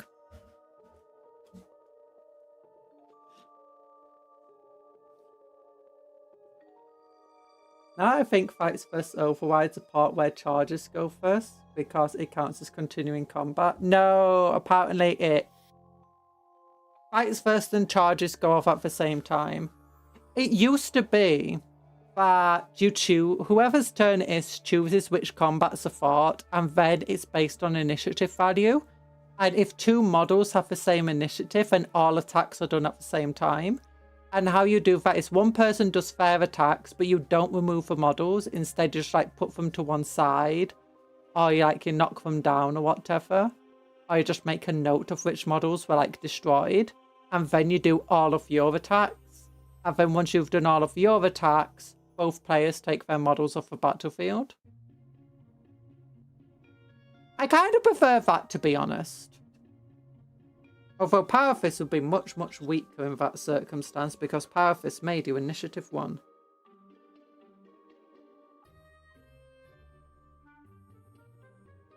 I actually think their attempt to simplify the game kind of made it more complicated with the entire fights first and charging and stuff.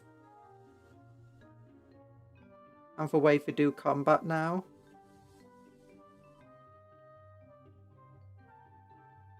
Fights first is the charge bonus, and because combat starts with whoever's turn it is, isn't innate's fight first, gets priority. Yeah, innate fight first gets priority over the charging. As you suggest. I mean, it's still good, but again, a lot of the time, like if you're using the Sanguinar, a lot of the time you're not going to necessarily benefit from its fights first. Because a lot of the time you'll be doing the charging, it won't be getting charged.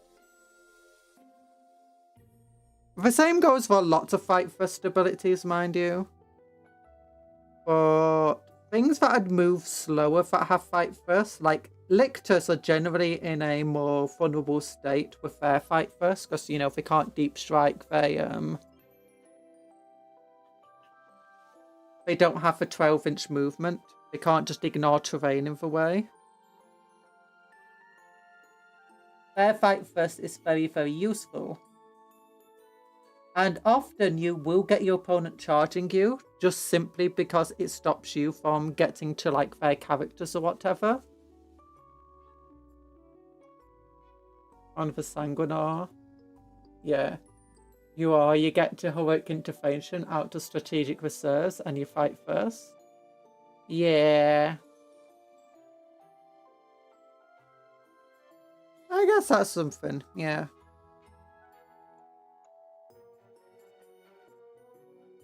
I don't know. I'm not a Blood Angels player.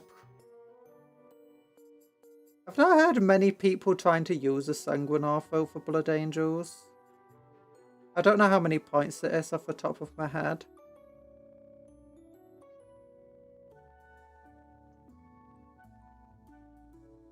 Okay, I'm definitely going to have to do a lot of corrections over here.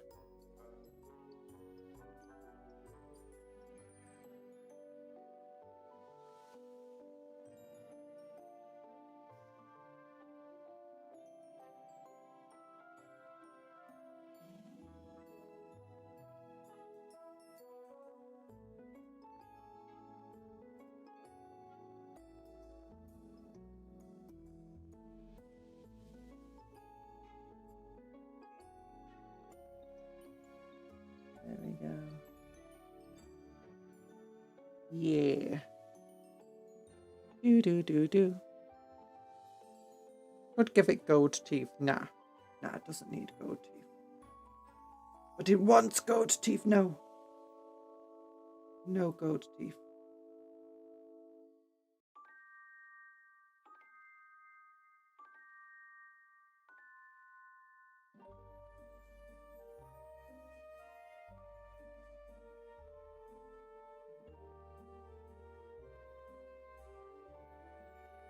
The loop is Sanguinar off the board, enemy charges into something.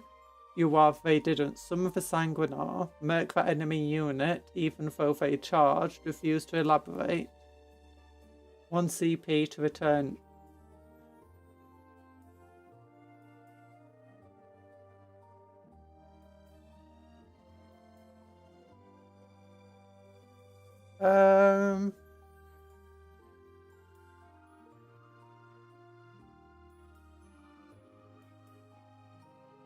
Okay. That's pretty cool, I guess.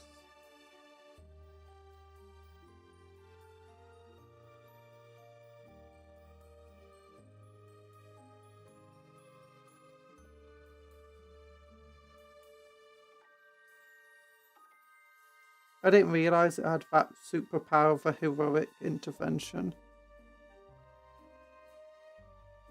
Does heroic intervention not give you charge?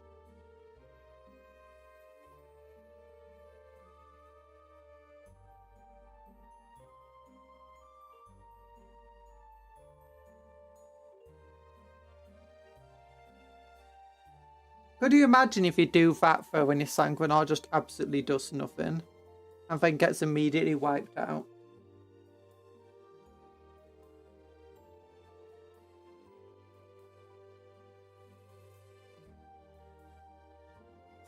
Okay. Let me look. New recruit. The other website. Create a list. Space Marines. Blood Angels. Sanguinar. 130 points. What does he do? Okay, so 12-inch movement, toughness 4, 7 wounds, 2+ armor save, 4+ invulnerable, I imagine, yep. So, in terms of durability, he's not that great.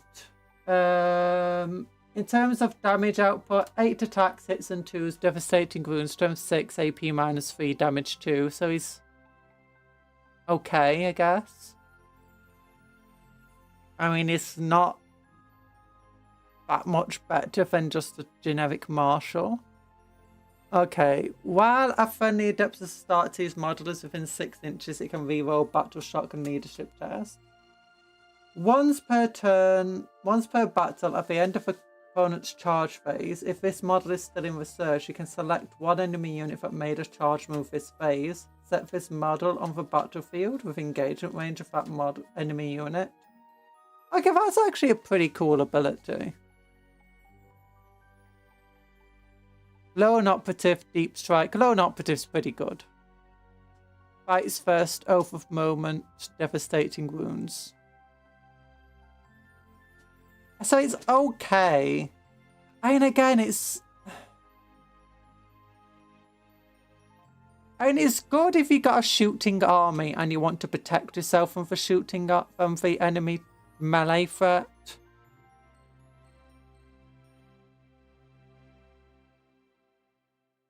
With Lone Operative, it's not exactly difficult to do that sort of thing anyway. It just leaves your opponent guessing where it's going to come from.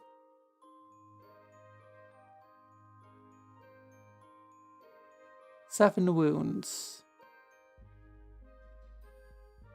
It's once per battle. No, you can't do it multiple times. Once per battle. It leaves your opponent guessing, I guess. But that being said, your opponent will then just like put themselves into a position where they, you know, can deal with a Sanguinar. Then you just deep strike it somewhere else. OC1, leadership 6+. Why'd it be at least 5+?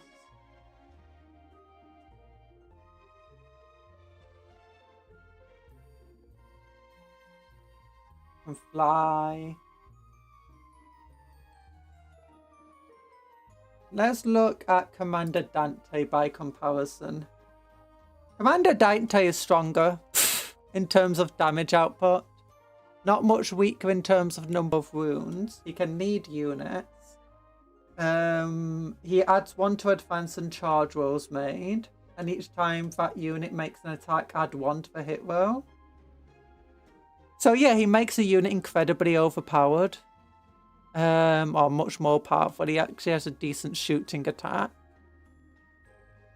with his melter pistol. Doesn't have fights first. At the start of a fight phase, each enemy unit within 6 inches model must make a battle shock test, subtracting 1. That's pretty cool.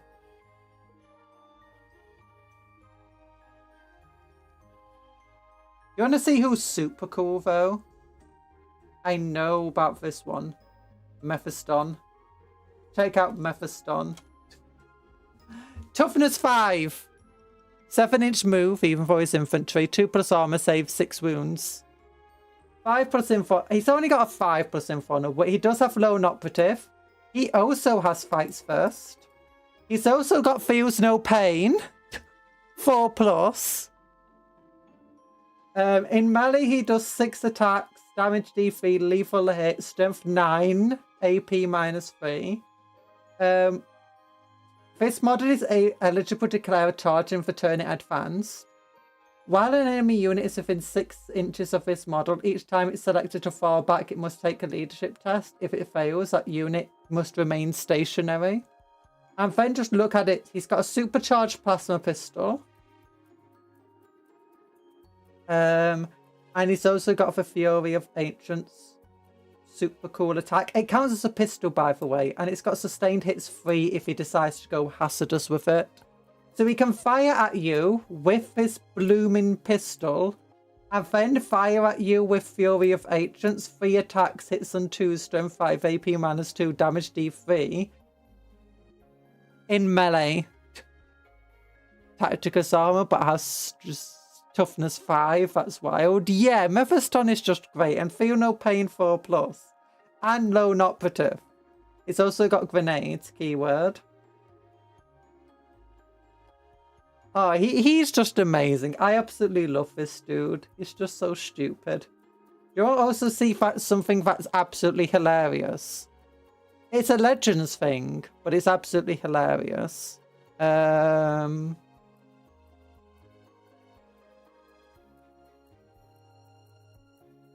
Where is it? Librarian, Dreadnought.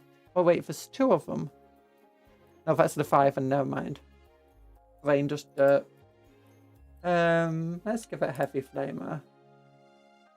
So here we go, Librarian Dreadnought. Check out this rule. Once per turn at the end of your movement phase, 1 Psyker from your army with visibility can use it. If it does, roll a d6. On a 1, it's of a D3 marked to wounds. On a 2+. 1 friendly infantry unit within 12 inches of that Psyker. Remove it from the battlefield and set it up anywhere on the battlefield that is more than 9 inches horizontally away from all enemy models. It's like, yeah, I'm just going to redeploy this dude over here. I don't even care about the 5+4++ at that same time. It's a nutty combo. Nurgle's stuff was way scary back when the demons had 5+, 5+++. Yeah. So yeah, this thing is absolutely insane. It's like, you know what? Do you know this unit over here? You know this really, really slow graphics unit? Yeah, I'm just going to teleport it into your back lines. On top of this, it also gives everyone feel no pain. While a friendly Adeptus Astartes within 6 inches, it has feel no pain against mortal wounds and psychic attacks, which is pretty nice. It's got a Force Halberd, extra attacks, pretty insane damage at d6+3. Then just normal Furioso Face. It can do... Oh yeah, its psychic attack is pretty powerful. Again, sustained hits d3, strength 12, AP -3, damage d6+3. Yeah, these things are absolutely insane. Love for Libby Dread, never forget for Libby Dread. I hope they bring it back. I want to see a redemptive version of a Librarian Dread and a redemptive version of the Chaplain Dread. Hi Clyde, how's it going for you? It's going well over here.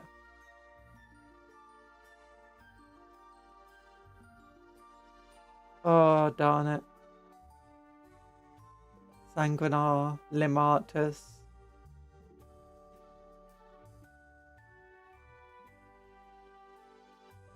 While this model is leading a unit, each time an attack is allocated, subtract 1 from the damage characteristic of that attack.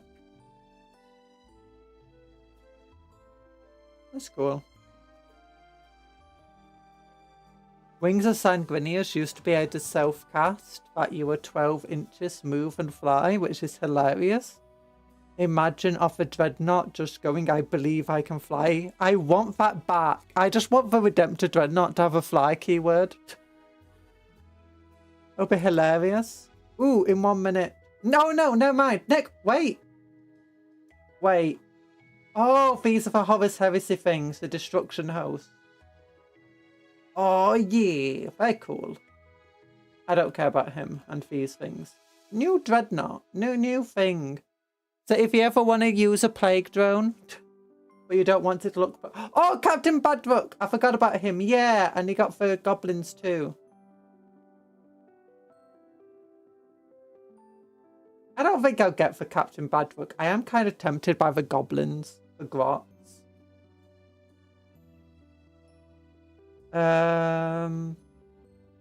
Reaching of a Great Bastion is coming. Ooh. The reinforcement things here. So you got the new arcade. Oh, you got the bird boy. He's got a little bird boy. But you got the new peasants and other stuff. For guns. For cafe. For peasant bowmen. For cafe peasant spears. I like these models. They're super cool. Can we search what they look like? Cafe. Here we go. Yeah, bird boy. Little cinch dude. So you got for Astromancer of a Celestial Cart. You get 2 models. One on horseback, one not. And then this thing.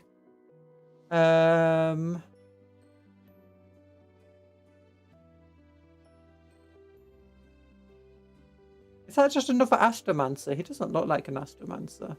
Oh no, it's the same model. Then you got the Crane Gunner team, which is pretty cool again. The Iron Hail Gun. I like the Iron Hail Gunners. They're quite a really fun early game unit in Total War. Melee Dredge, 12 inches move. Bet you dollars to donuts that angels could give advance and charge. Fly so you can't move block it. And now it can punch your aircraft out the sky. Oh, that'll be hilarious. I mean, there's always throwing a statue at the enemy's flyers, but just imagine the Dreadnought just what the horse flying doing? next Who to made it. that pose? Do they understand horse? Why the horse making that pose? Because, why not? I don't know, for me, actually no. It kind of looks like it got a bit scared, to be honest. And it's like trying to step backwards. But horses struggle stepping backwards.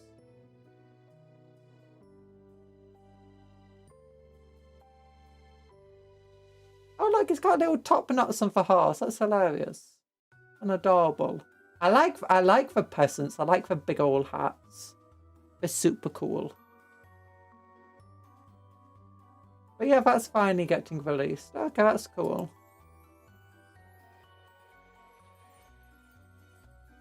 Back to reinforcements. These guys could be good. Oh, what do they call them? Cataphons. The cataphons, yeah. These could be good proxies of cataphons.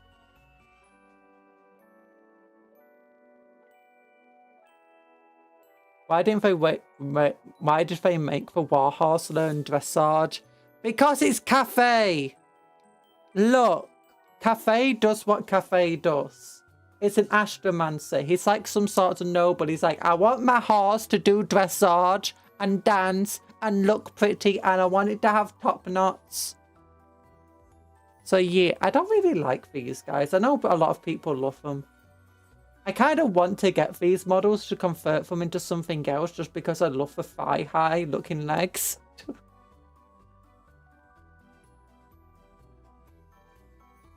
Oh, look at this big old drone though. So cool. Badrook, don't really care about him. But it's exciting to get him back. Hi, iOS. Aha, you can't turn me into a cat. You paw. I am immune to your cat powers. No! Don't help the paw. Look. Look.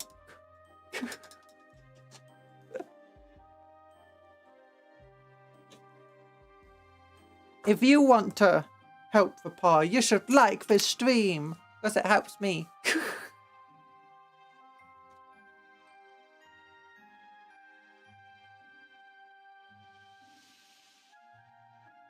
Anthony out here being charitable. Oh. So mean.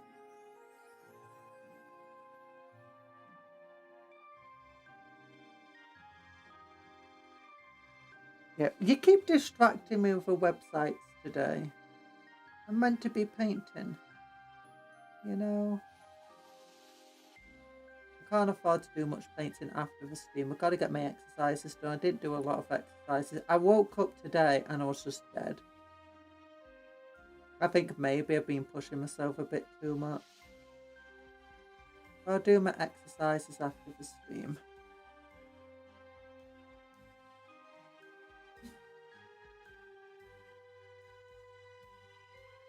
I also got to work on getting more thumbnails made for next week. I got more painting.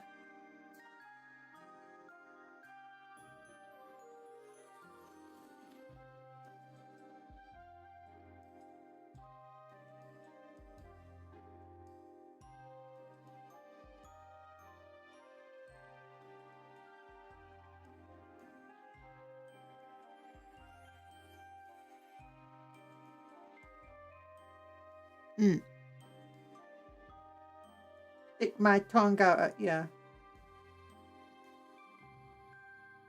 There we go.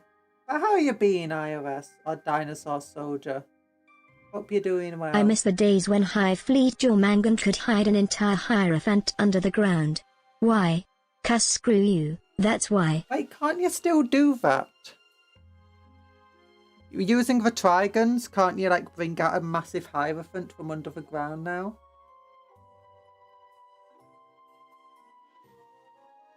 I thought that was something you can do.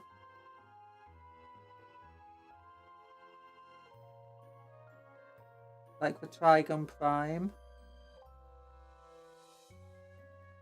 Maybe I'm wrong. But I'm rarely ever wrong, despite being wrong multiple times on this stream.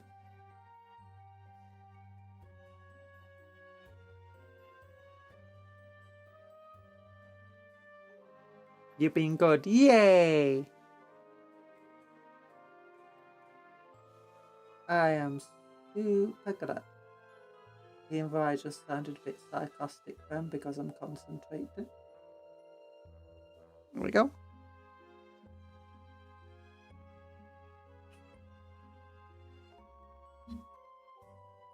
There's a lot of golden bits on this model.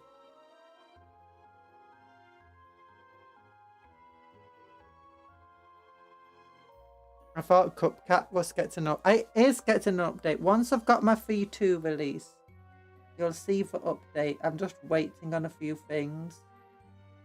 The teaser is in production. And I've got some music also in production. I need to speak to a music person because he's not giving me an update anytime recently.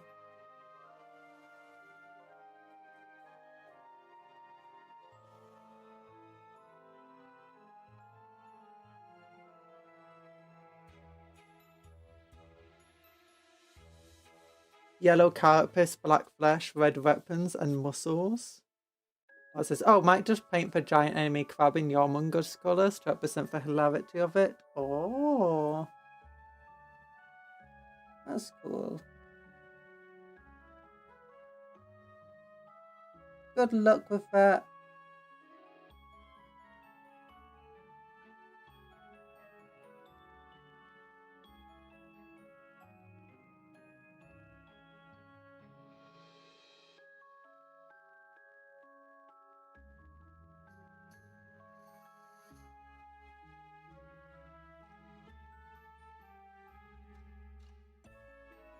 If a Maelstrom rules allows you to create a character in Centurion armor, I'm thinking about, do you know where I wanted a homebrew chapter? Homebrew chapter that doesn't have access to Terminator armor or anything cool.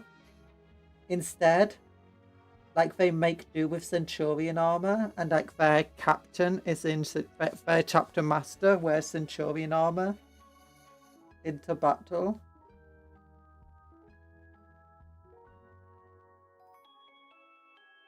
I just really want, I like the idea of an impoverished Space Marine chapter that's just having to make do with whatever it can get its hands on.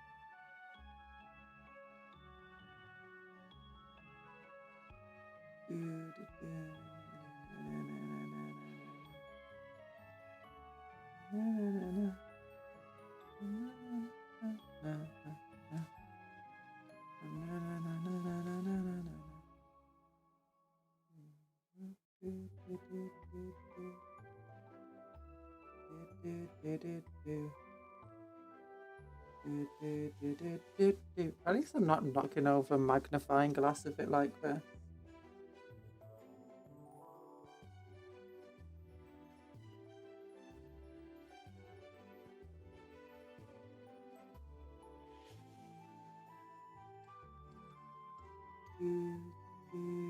And by like this, I mean I've got it clipped in a very weird way using a crocodile clip onto my mat.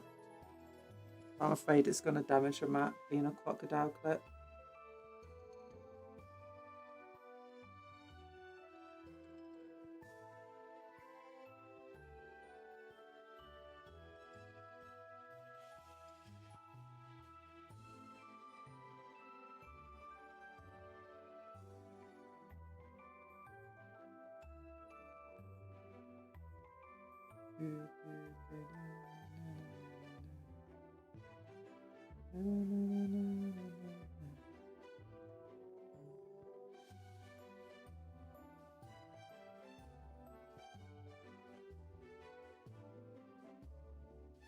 Avatar.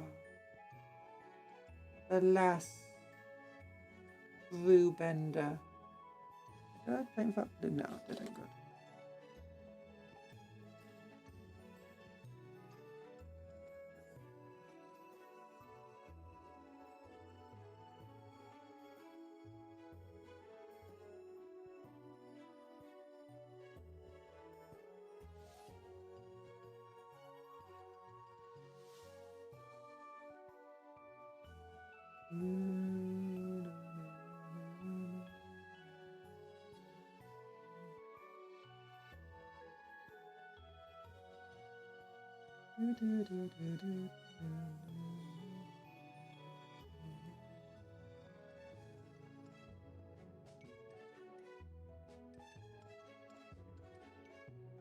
What I really want is, do you know, a cartoon or anime or something that's just like long running. And like between each of the seasons, a number of years pass.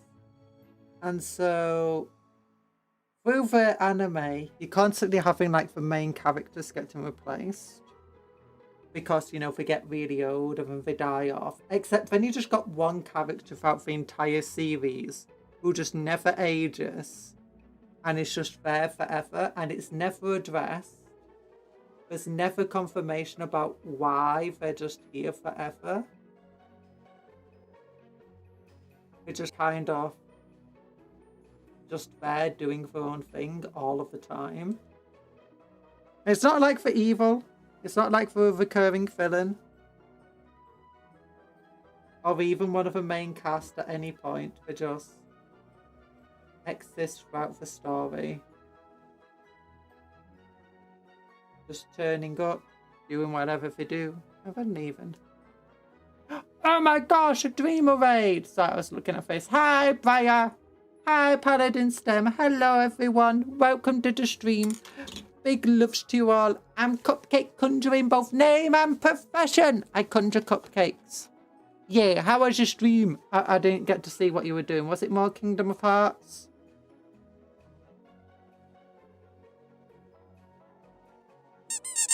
Oh my gosh, thanks for Bombardment. Yeah, you beat it. You beat it. Oh my goodness, well done. But if you need to get food, rest or whatever, go and do so. But thank you for coming in. We'll give you some big old hearts. Go and support Briar. Like her stream and stuff. And like my stream too. Yeah.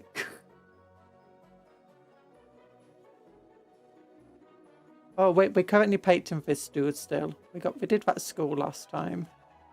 We did that skull. I thought I did ruin the skull a bit now. But it's fine, it's fine. We can always go back over and correct our mistakes. That's a great thing about acrylic paints. You can just paint back right over them again.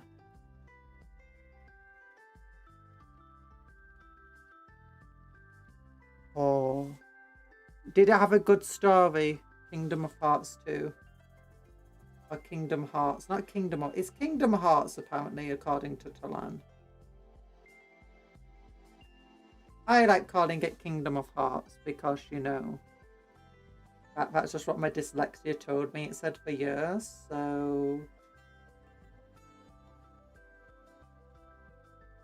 I'm pretty sure my dyslexia knows better than the game itself.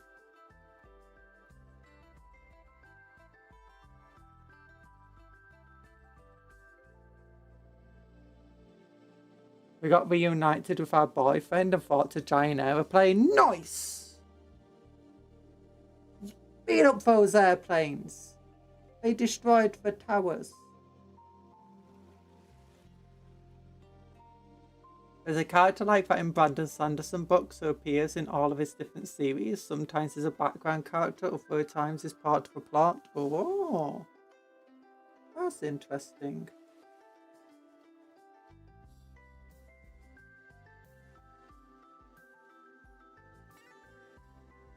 But now I immediately hate it because Sanderson did it.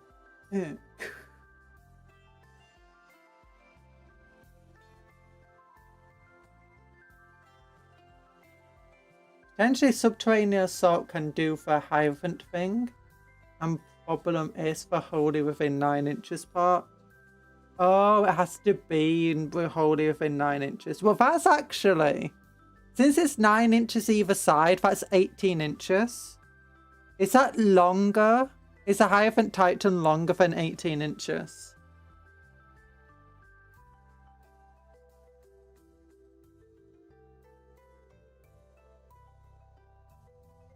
Or wider than 18 inches? Not sure if it is or isn't. I'll be surprised if it's 18 inches wide and long.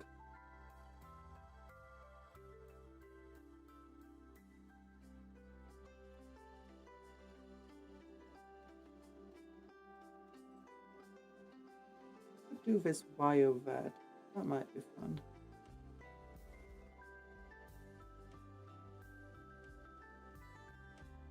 Most of the yellow you see on the model will be eventually turned into gold. Because I'm just that cool. I'm an alchemist, don't you know it? Oh darn it, I just completely missed. Oh whatever, I'm going to be using lead voucher there. It's fine.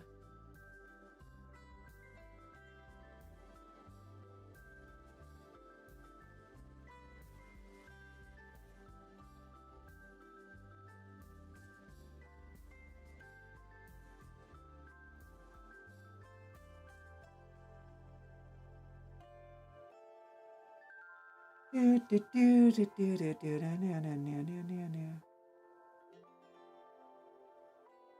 using a magnifying glass, by the way.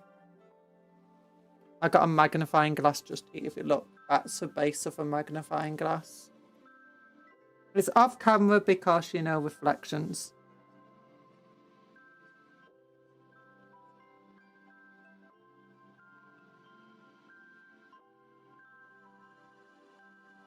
But I am zooming in and looking in through my magnifying glass. But that also means when I'm doing this, I can't really see chat. Which is why I miss it from time to time.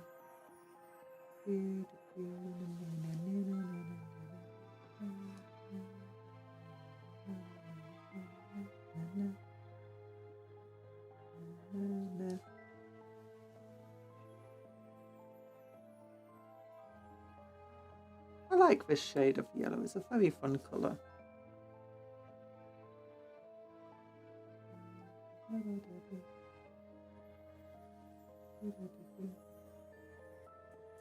Raya, if you're still here, have you seen Avatar: The Last Airbender? I've been watching it recently. I just finished the series.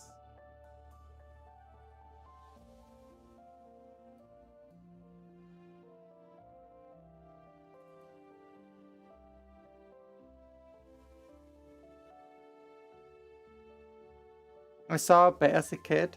Oh, I never saw it as a kid.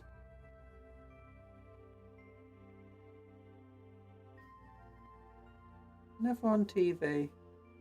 At least I never clicked on it when it was on TV.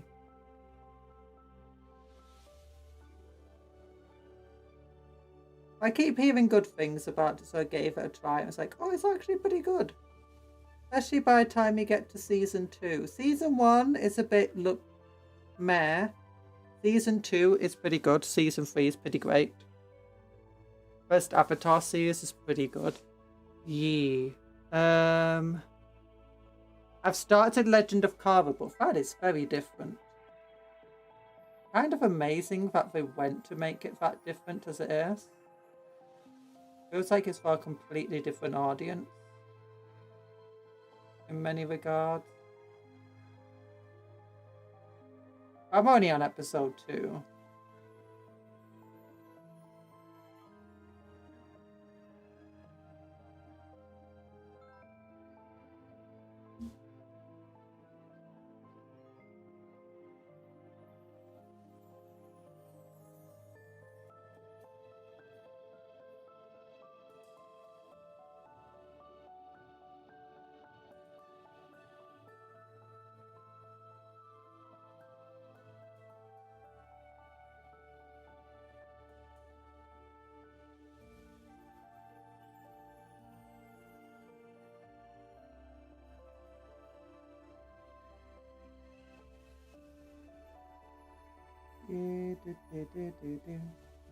Oh yeah.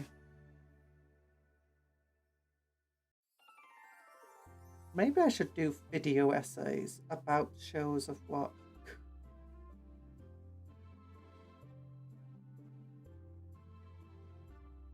That's what all the cool kids do on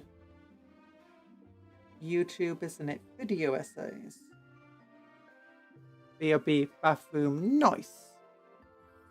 Go to that bathroom. Beat it up. Why did I say nice to that? I don't know.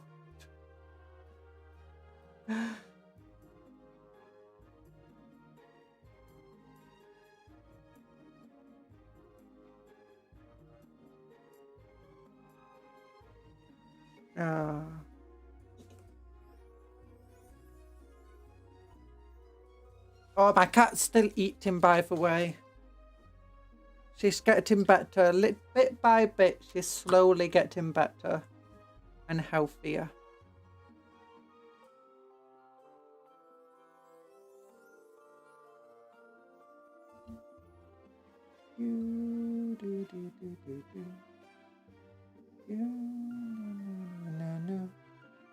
We're painting yellow, that's gonna be gold. We're painting yellow, it's gonna be great. It's not gonna be old, it's not gonna be bold, it's just gonna be yellow.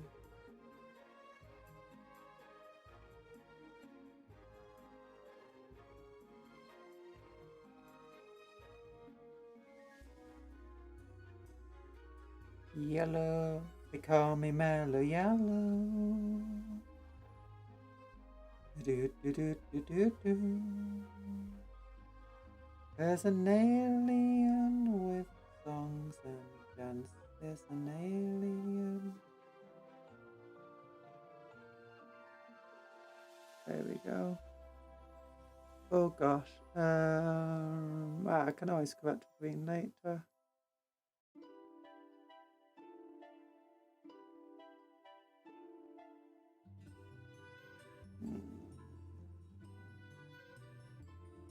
I completely missed that. Ugh.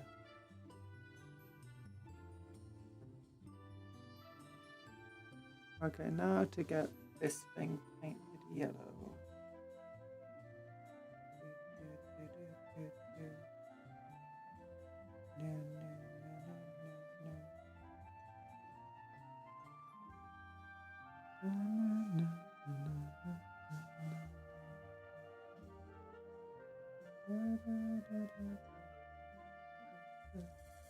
Okay, is that all of the yellow done? Oh wait, not done for these things here.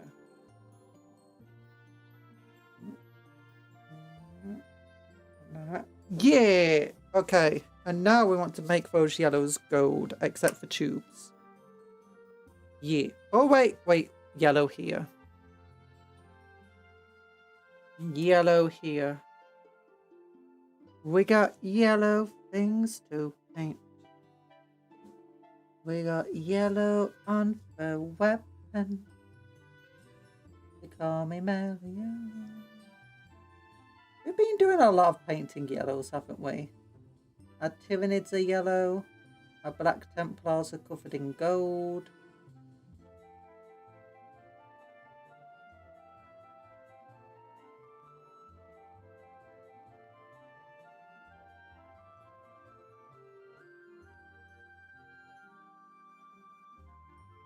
Yeah, this looks like it'll be very hard to do.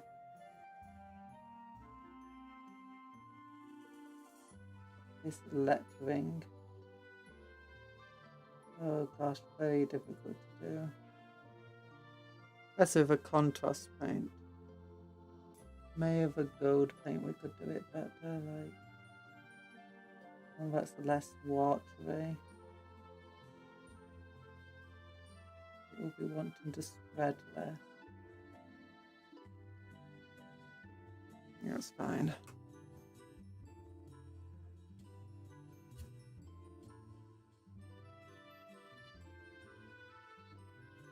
Okay, where's my Retributor? Where's Fulbright? I don't want that yet. Is this Retributor? It's Retributor armor!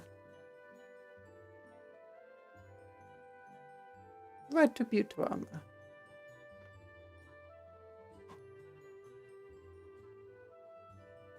Very nice goldy colour. Okay, we'll try to very gently paint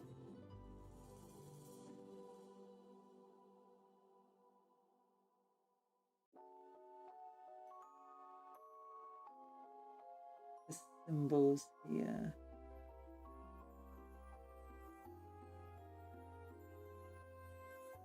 It's very, very difficult. I can always correct my mistakes with some blue paint, mind you. Never beyond correcting mistakes.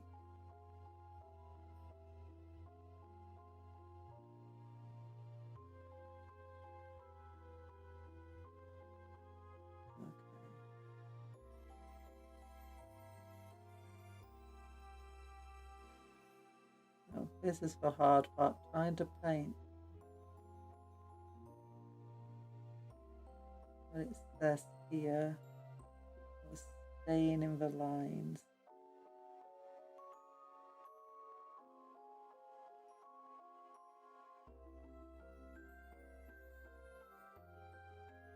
Oh my gosh, I'm failing so badly.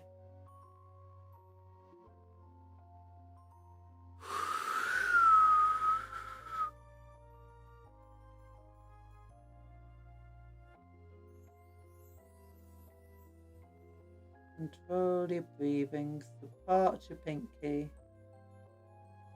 Yeah, if you're ever wondering your hand's too shaky, just control your breathing. It's like firing a weapon.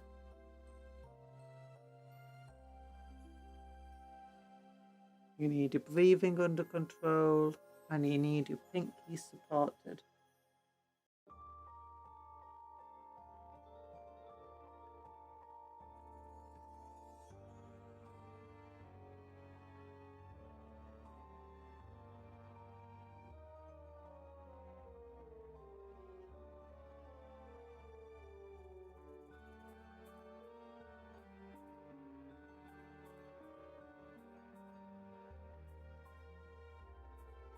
Ah, gosh, my eye! It's all itchy.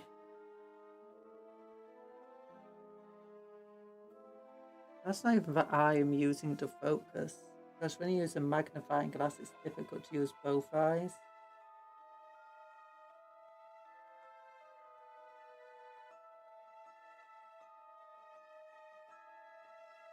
Oh, now my eye that's focusing is the one that's itchy now.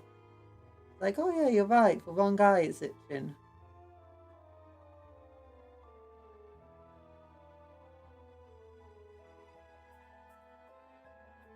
And how's that looking?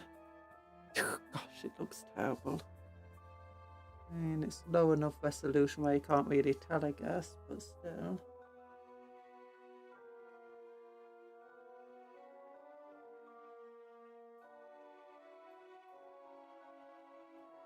Be careful, don't press too hard. I found using those pens, my Sharpies, to paint raised details aren't as good as people say. Because the ink just like kind of pours out and goes everywhere. When you press it against a plastic surface. Maybe I'm pressing too hard. I do have that habit sometimes when using pens. All those years of using ballpoints that don't want to work unless you press them really, really hard. That being said, I mostly grew up with fountain pens, and you don't want to press them hard because you'll break them. Okay, how does that look? And the camera does not want to focus. It's not the worst, I guess. You can tell it's meant to say Templar, I guess.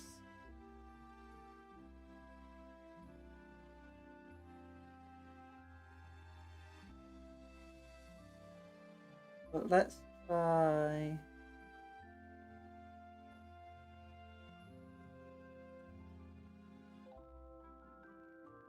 Just continuing this. We're doing surgery on a grape. What this feels like.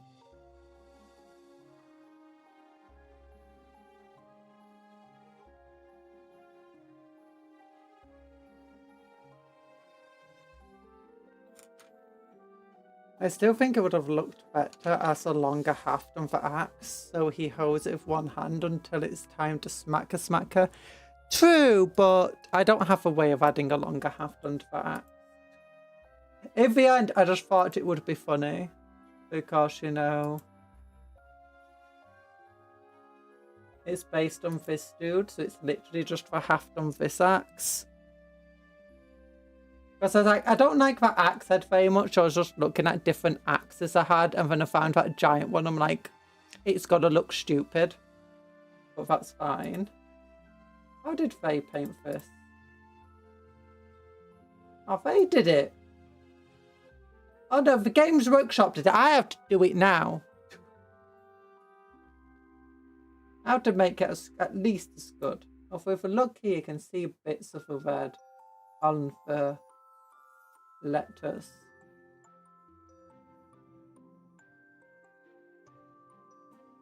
That's such an angry... Oh my gosh, if you cover up this eye, he looks so sad.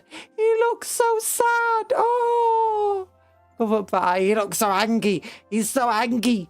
He's so sad. Oh, he's just a little pup. He's so angry. He's so angry. He hates us. Oh, he's so sad. Oh, he's so angry. He's so sad. So angry. So sad. So angry. So sad. So angry. So Oh, goodness. Oh, wait, they're doing the same thing as I did. Black with golden. We also put black for sockets of the schools while going from white to white. Yeah. It's not quite black. They have a gradient going on in those sockets.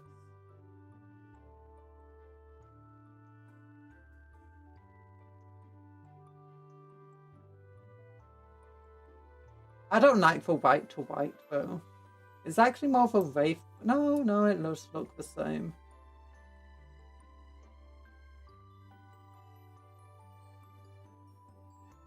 Ooh.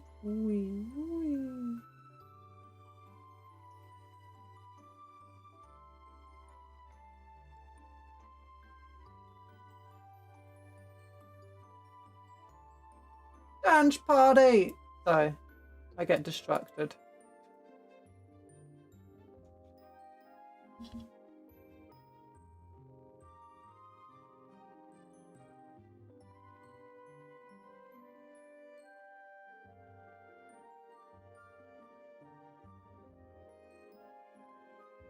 I will be... We did the black sockets on the schools. I need to work on that a little bit more though. Probably going to be off stream at this point. Okay, I have to be careful while trying to define this golden lettering more.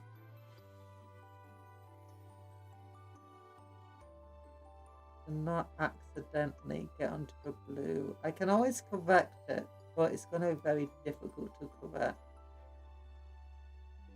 Known oil will help a little with that.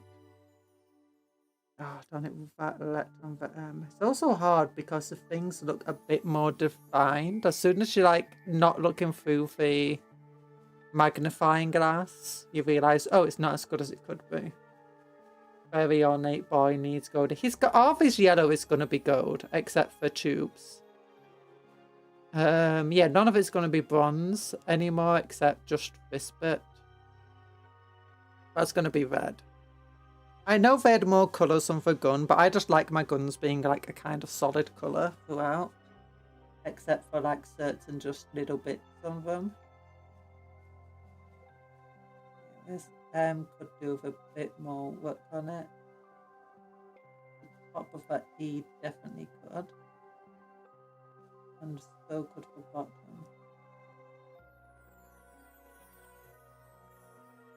Very, very careful not to get between raised bits. I think I did there actually, unfortunately. Okay.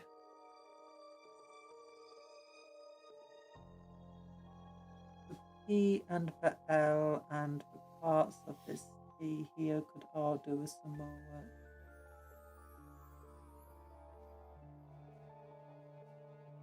My hands are going shaky. I might need some more sugar. Apparently shaky hands can be due to low blood sugar levels. I do get low blood sugar when doing streams.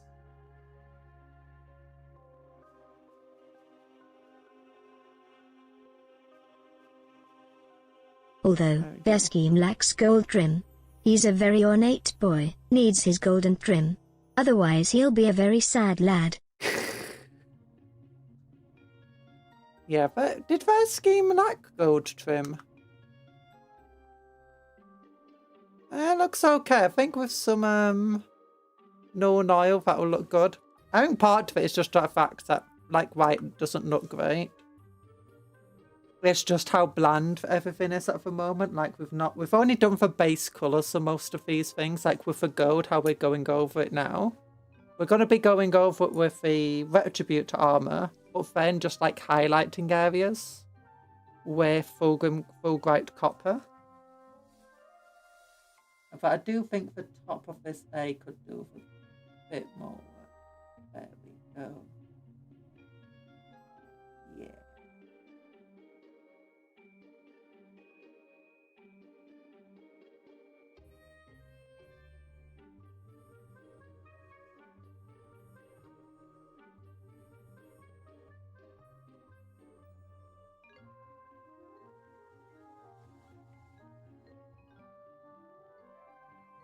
There we go. Does the ego need a bit more work? It does the top of it at least. There we go. I'm thinking I might use Baharoff Blue like we did here on for guns, because I feel like the weapons just feel a bit too bland without it.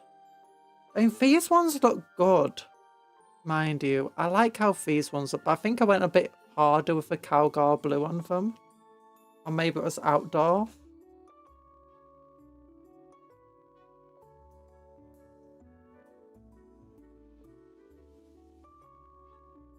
The rest of these bits, I'm not as bothered about ruining, about, you know, going out of the line, so it's going to be easier to fix.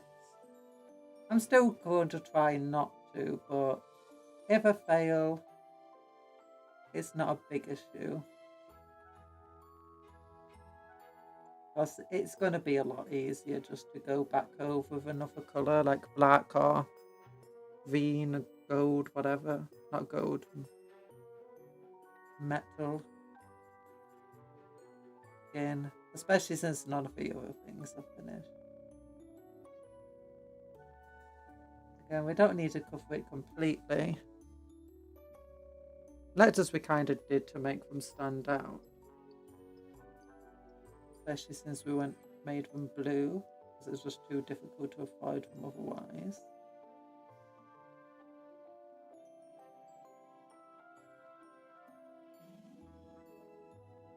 Can't go over time much today because I do need to get working on thumbnails. Hi, Longstocks. How you doing? We're painting. We painted Templar on the side of a gun.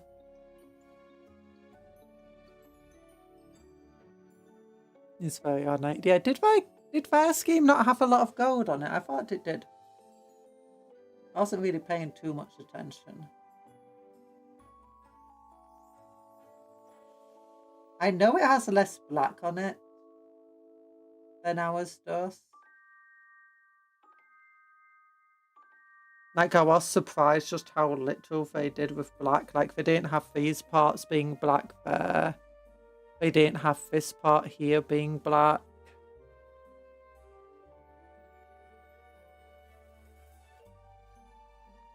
It did feel a little weird in some regards.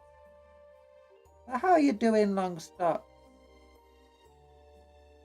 If you're feeling charitable or really fancy, you're feeling like a fancy fella, you should, what's it called, like the stream. Yeah, give it a big old smack. Rake that like button. YouTube already did that. No!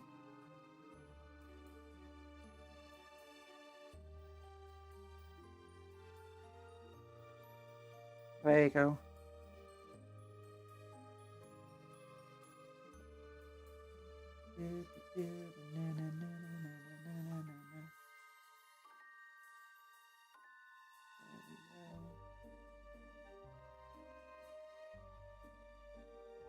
Oh yeah. Nice.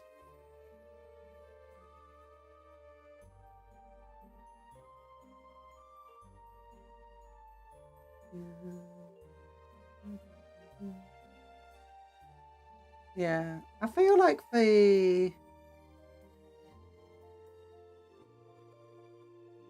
Mechanicus Grey is not a bad undercoat to do for these things.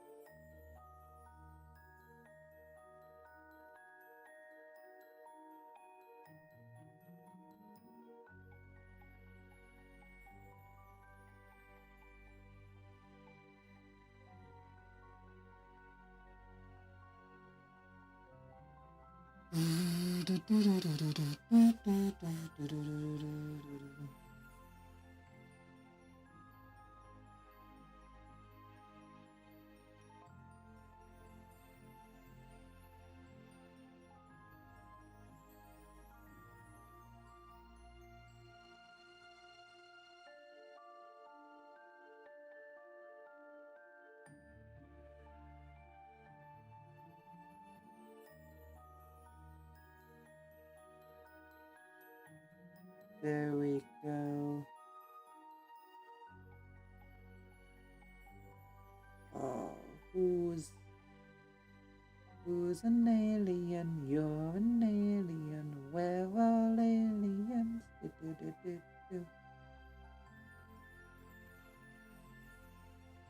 Have you realised? In most sci-fi settings, the aliens are almost always the humans. Outside of things that actually take place on Earth. Like 40k. It's like, it's just humans going to other people's planets and being like, this is ours now. And then the people go back and they're like, oh my gosh, the Falsinos are so evil for wanting this planet. Oh my goodness.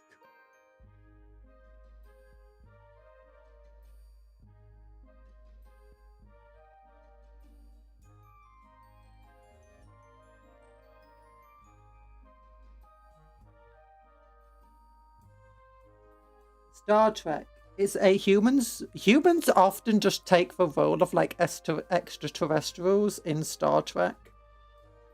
40k is just cool big men kill big thing and wizards and big men wizards. And big women as well. Don't forget the women. You got the Sisters of Battle.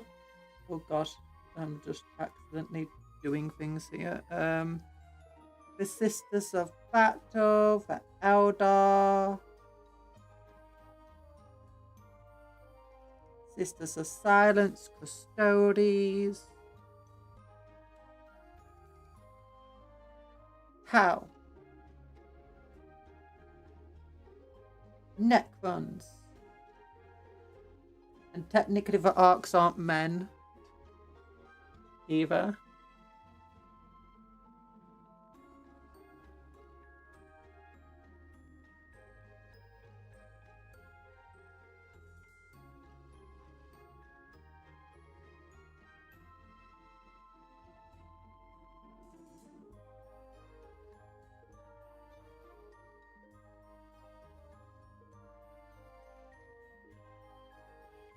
I wouldn't like be surprised if dinosaurs I mean that used to be a thing. In both fantasy and 40k, dinosaurs with bolt guns and power weapons. Mainly fantasy.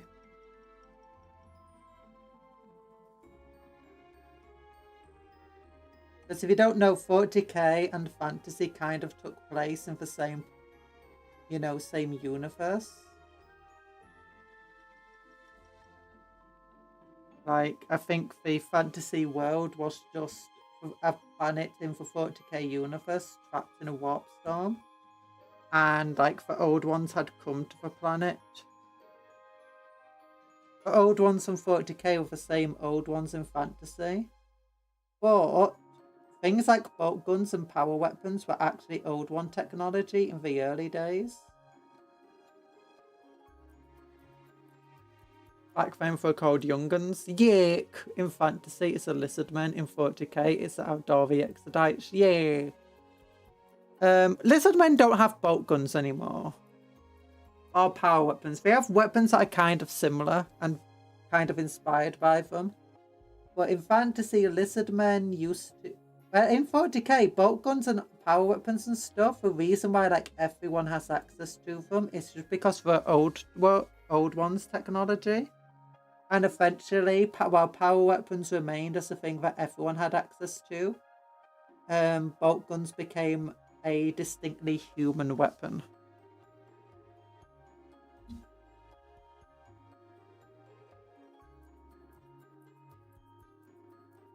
But yeah, bolt guns used to not be a human weapon, they used to be a old one weapon. Same for last guns, actually, to some extent. That's like the Amazonians and Lizardmen used to have access to them. Name one weapon that is inspired by bolt guns. Real-life grenade launcher. Art semi-automatic handheld grenade launcher. Rifle.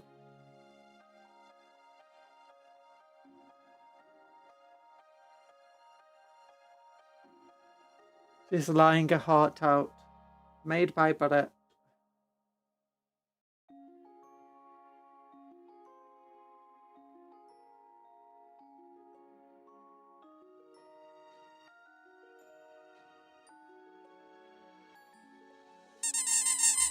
Stormbolters commences for anti-lying bot. Thank you, Dada Big Love.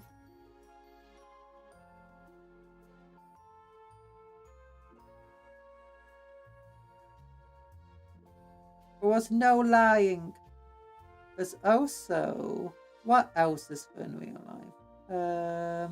I only got Stormbolters. They're kind of inspired by them. Someone plays for glove full of bees with many hearts. No! No, there's no bee gloves. It's big gloves.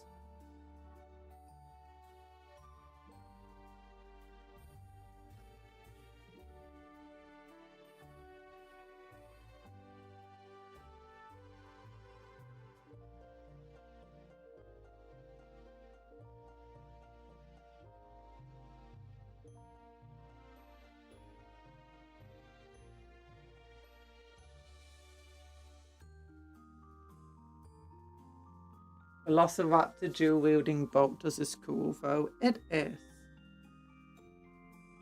One day we might get... Actually, yeah, they might give us dinosaurs with guns in 40k. If they bring the Exodites back. I don't know if they will. Some people wonder if they'll give us bugs instead of dinosaurs for Exodites. To make them less lizard-many, but then that's just going into Sylvaneth territory. So if you think you might not give enough because for lizard-men, then we might not get it because of the Sylvaneth. It's just recently got a battle force of 3 men announced.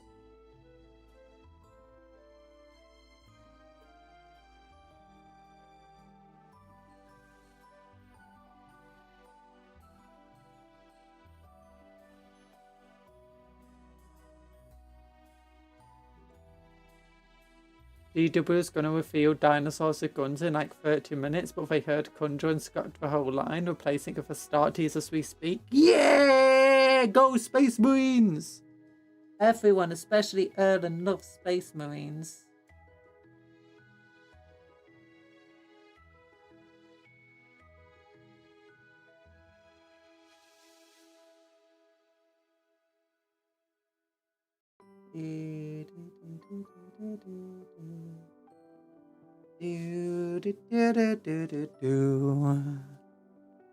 We're painting, we're relaxing, we're being so relaxing. Painting as opposed to anything else.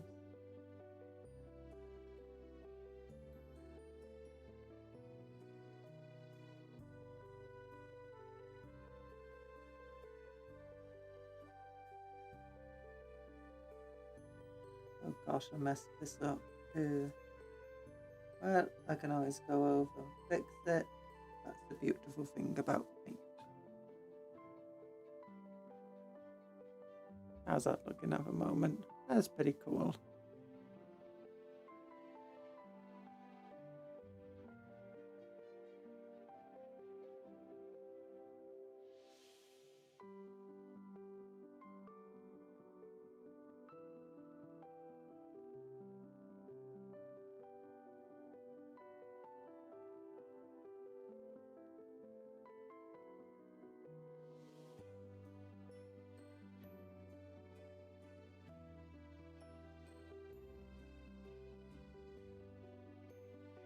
Oh darn it, I've meant to paint this bit I can paint it now. That should probably be bronze colour.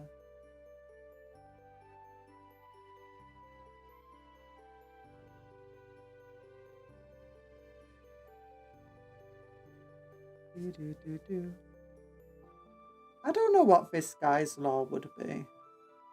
He's part of the mobile battalion, so he rides around in mastodons, and then, like, once the mastodons are broken through an objective, it deploys him alongside, like, 83 other dudes. Well, technically, 93 other dudes.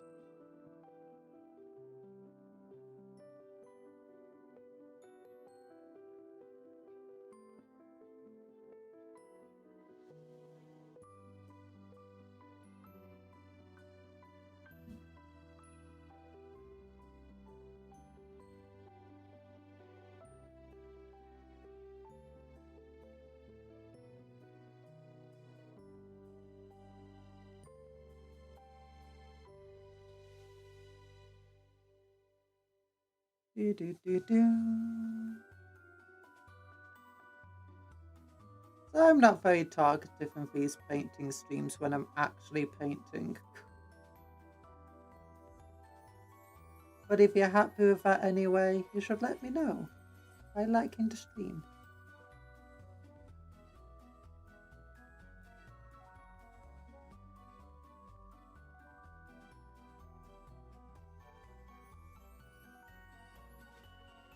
There we go. What time is it? Yeah. Can't afford to overrun much today because I've got exercises to do.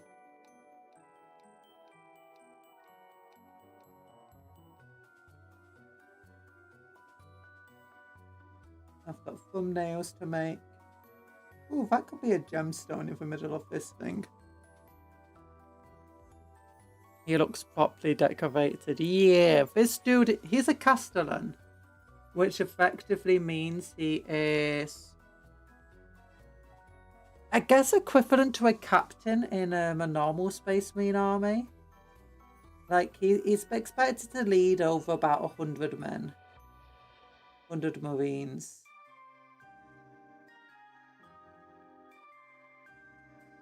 Marshals are kind of equivalent to... Although it depends, because you do get carrot people who are, you know, crusades that will have multiple marshals, each leading over like a company. And then you got a marshal who's in charge.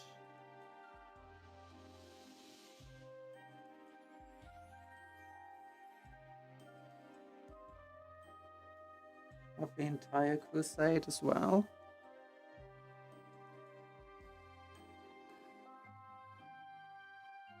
Let's just do these dots on his legs.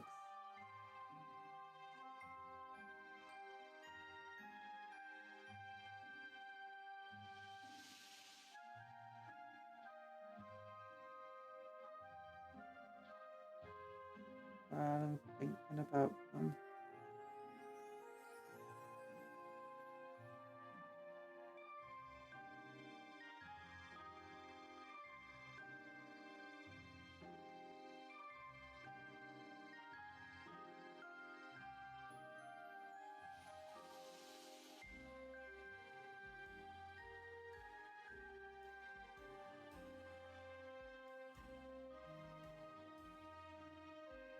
I think I completely missed that dot just then. Yeah, I did. But not to worry, I can fix it later again. And black.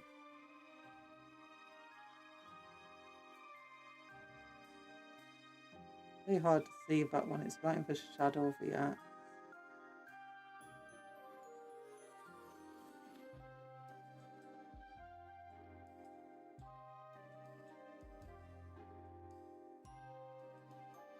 Honestly, the most annoying detail in this model is probably all the dots on his legs. Because it feels like I have to paint them, like as a separate colour. And there's so many of them.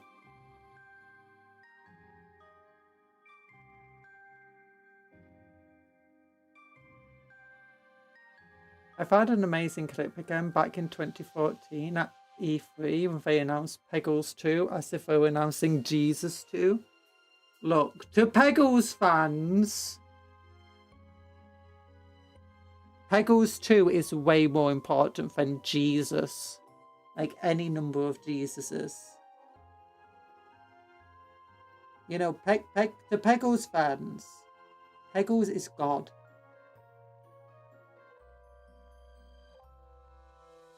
I have no idea what Peggles is. That for little, like, tiny dudes? Is that for... Oh, that's Pikmin. You seem like a type to enjoy peggling. I have no idea what even Peggles is.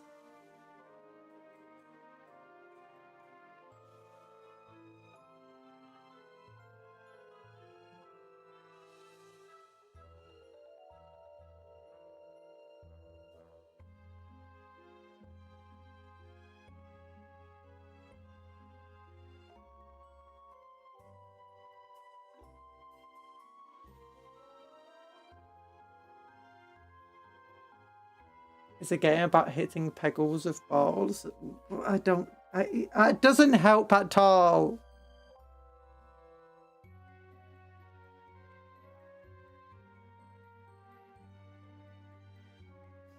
Do you have any idea how little that narrows it down? Like, it had that weird game. You know, the pinball game.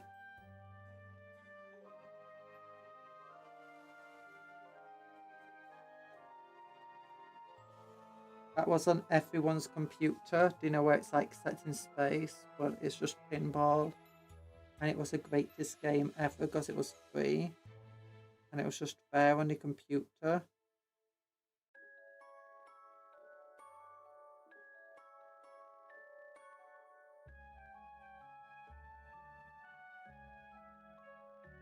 I think it's still around actually.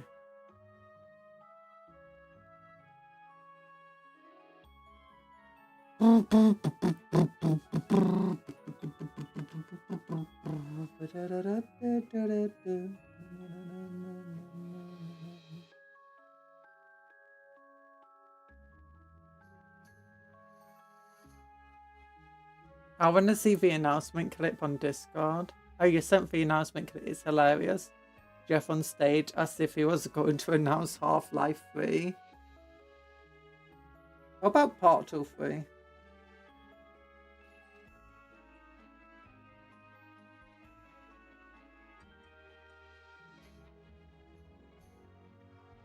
Oh my gosh, that would be such a big troll from Gabe. I want Gabe to get up on stage to like be ready to announce a new game.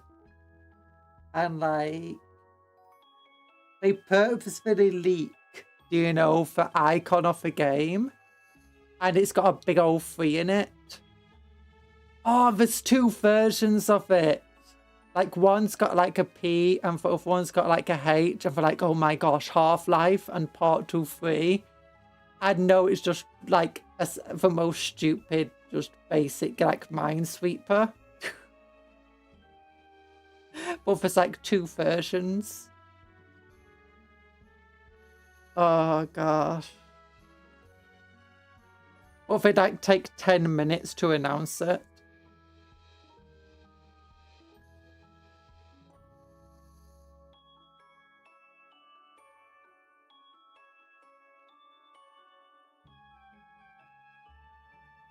I feel like it's the games you all know. We've seen the leaks. We've seen you guess what it is. And let me say, some of you guessed right. The game, many years in the making. Many people have been requesting this just over and over. It's not just one game. It's 2 games. Oh my gosh. And then they have like one that's got TF in the leak as well. Like TF3. Every day I pronounce they announce Peggle 3 the same way. Oh gosh. Okay, for now, we didn't actually get a lot painted, I guess. we did this bit. We did all these gold areas. We did some wires. We did the blue bits. You know, I'm a very slow painter, but it's fine. It's gonna look good in the end, I hope. I hope. We can hope. If they don't even show the title of the gameplay, we just have to trust words on it. Then silently goes to Titanfall 2 as if it's no big deal.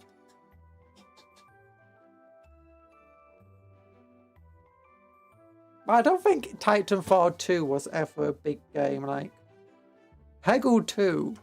I'm gonna have to look up what Peggle even is, to be honest. I'm gonna fly.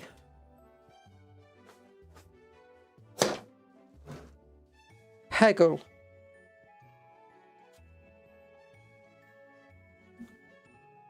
Peggle Deluxe on Steam. I've seen people play that game. Oh, yeah, I can see why people are excited for Peggle 2. Peggle, yeah, Erland, you get it.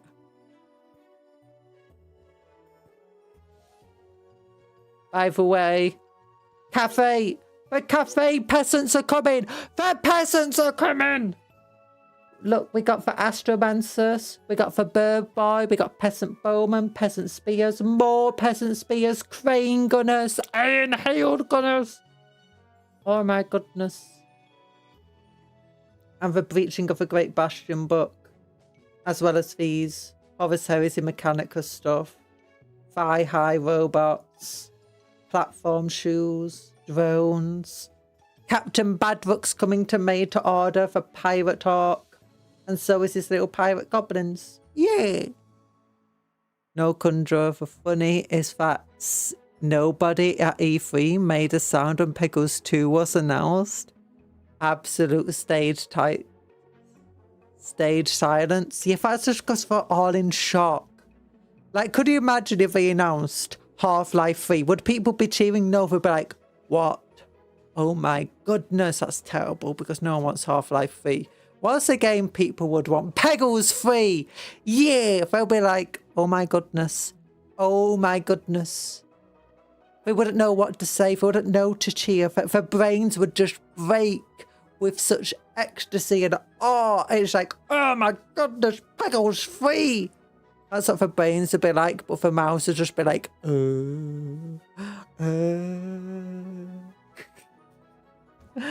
Oh my goodness.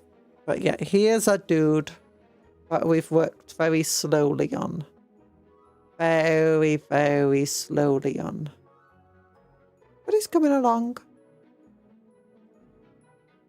He's coming along. Bow ba dum ba dum mow mow. Bow ba dum ba da da mow mow. Bow ba dum ba da da bow ba dum ba da da bow. Okay, a lot of our time was spent trying to get those letters done on this thing. Can you see it?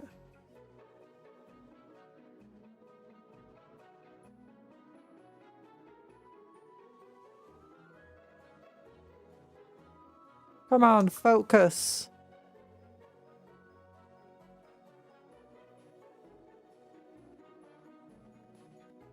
Yeah, Templar. Yeah, that is still not amazing. The L could do a bit more work. But look, that's not too bad. I think I did okay painting those little letters. Look how big they are. And look how big the brushes. It's like really difficult to line that up. Does it read non-microwavable? I came back to Possessed Conjurer. Don't worry about it. I'm not evil. I'm not a demon. How's this guy looking? Look at this dude. He's got no tabard. Are you really a crusader? Oh, you're the crusader. You are. You are. Where's the cool dude? Oh yeah, here he is. Look at that head. It's such a cool head. It's of the Horus Heresy. He's like, I'm gonna slice your head up. Bzz, bzz, bzz, bzz. How big is a castellan next to a normal marine? He's a short king.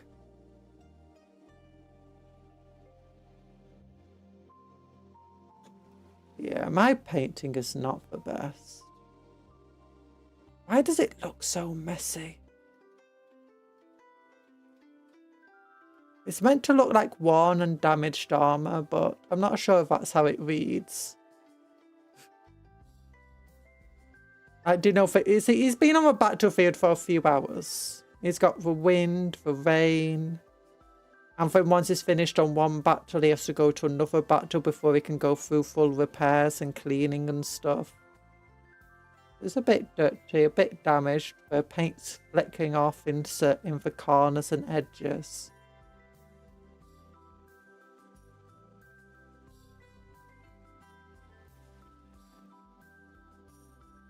I don't know. But it reads Templar, by the way, on the bolt gun. But big hearts to you all. Thank you for coming to the stream today. I hope you have a good rest of your day. Don't forget to like the stream because it does help me out. And you know, if you don't, oh, Cuptle's gonna get you. Cuptle's gonna get you, not me. I'll never hurt you. Cuptle though. Oh, mine's streaming. She's doing Gamba. Mai's doing Gamba. Okay, I'm just going to, you know, we can raid Mai. Let's go. Stream settings, edit, customization, go and send all off and stuff. Save. Skip. 5-1, and don't forget to do the cupcake raid. Cupcake raid. Control C. Go. Everyone, do a cupcake raid. Also, have a good rest of your day. Be kind to other people. Take care of yourself. Be kind to others and vice versa. Work hard, play harder, eat good food, sleep well, do more cupcakes, but don't eat the cupcakes because the fire's not food. Goodbye, everyone. And I hope you have a good rest of your day. Whee! Ah! Inquisitor cupcake. And give Mai some love.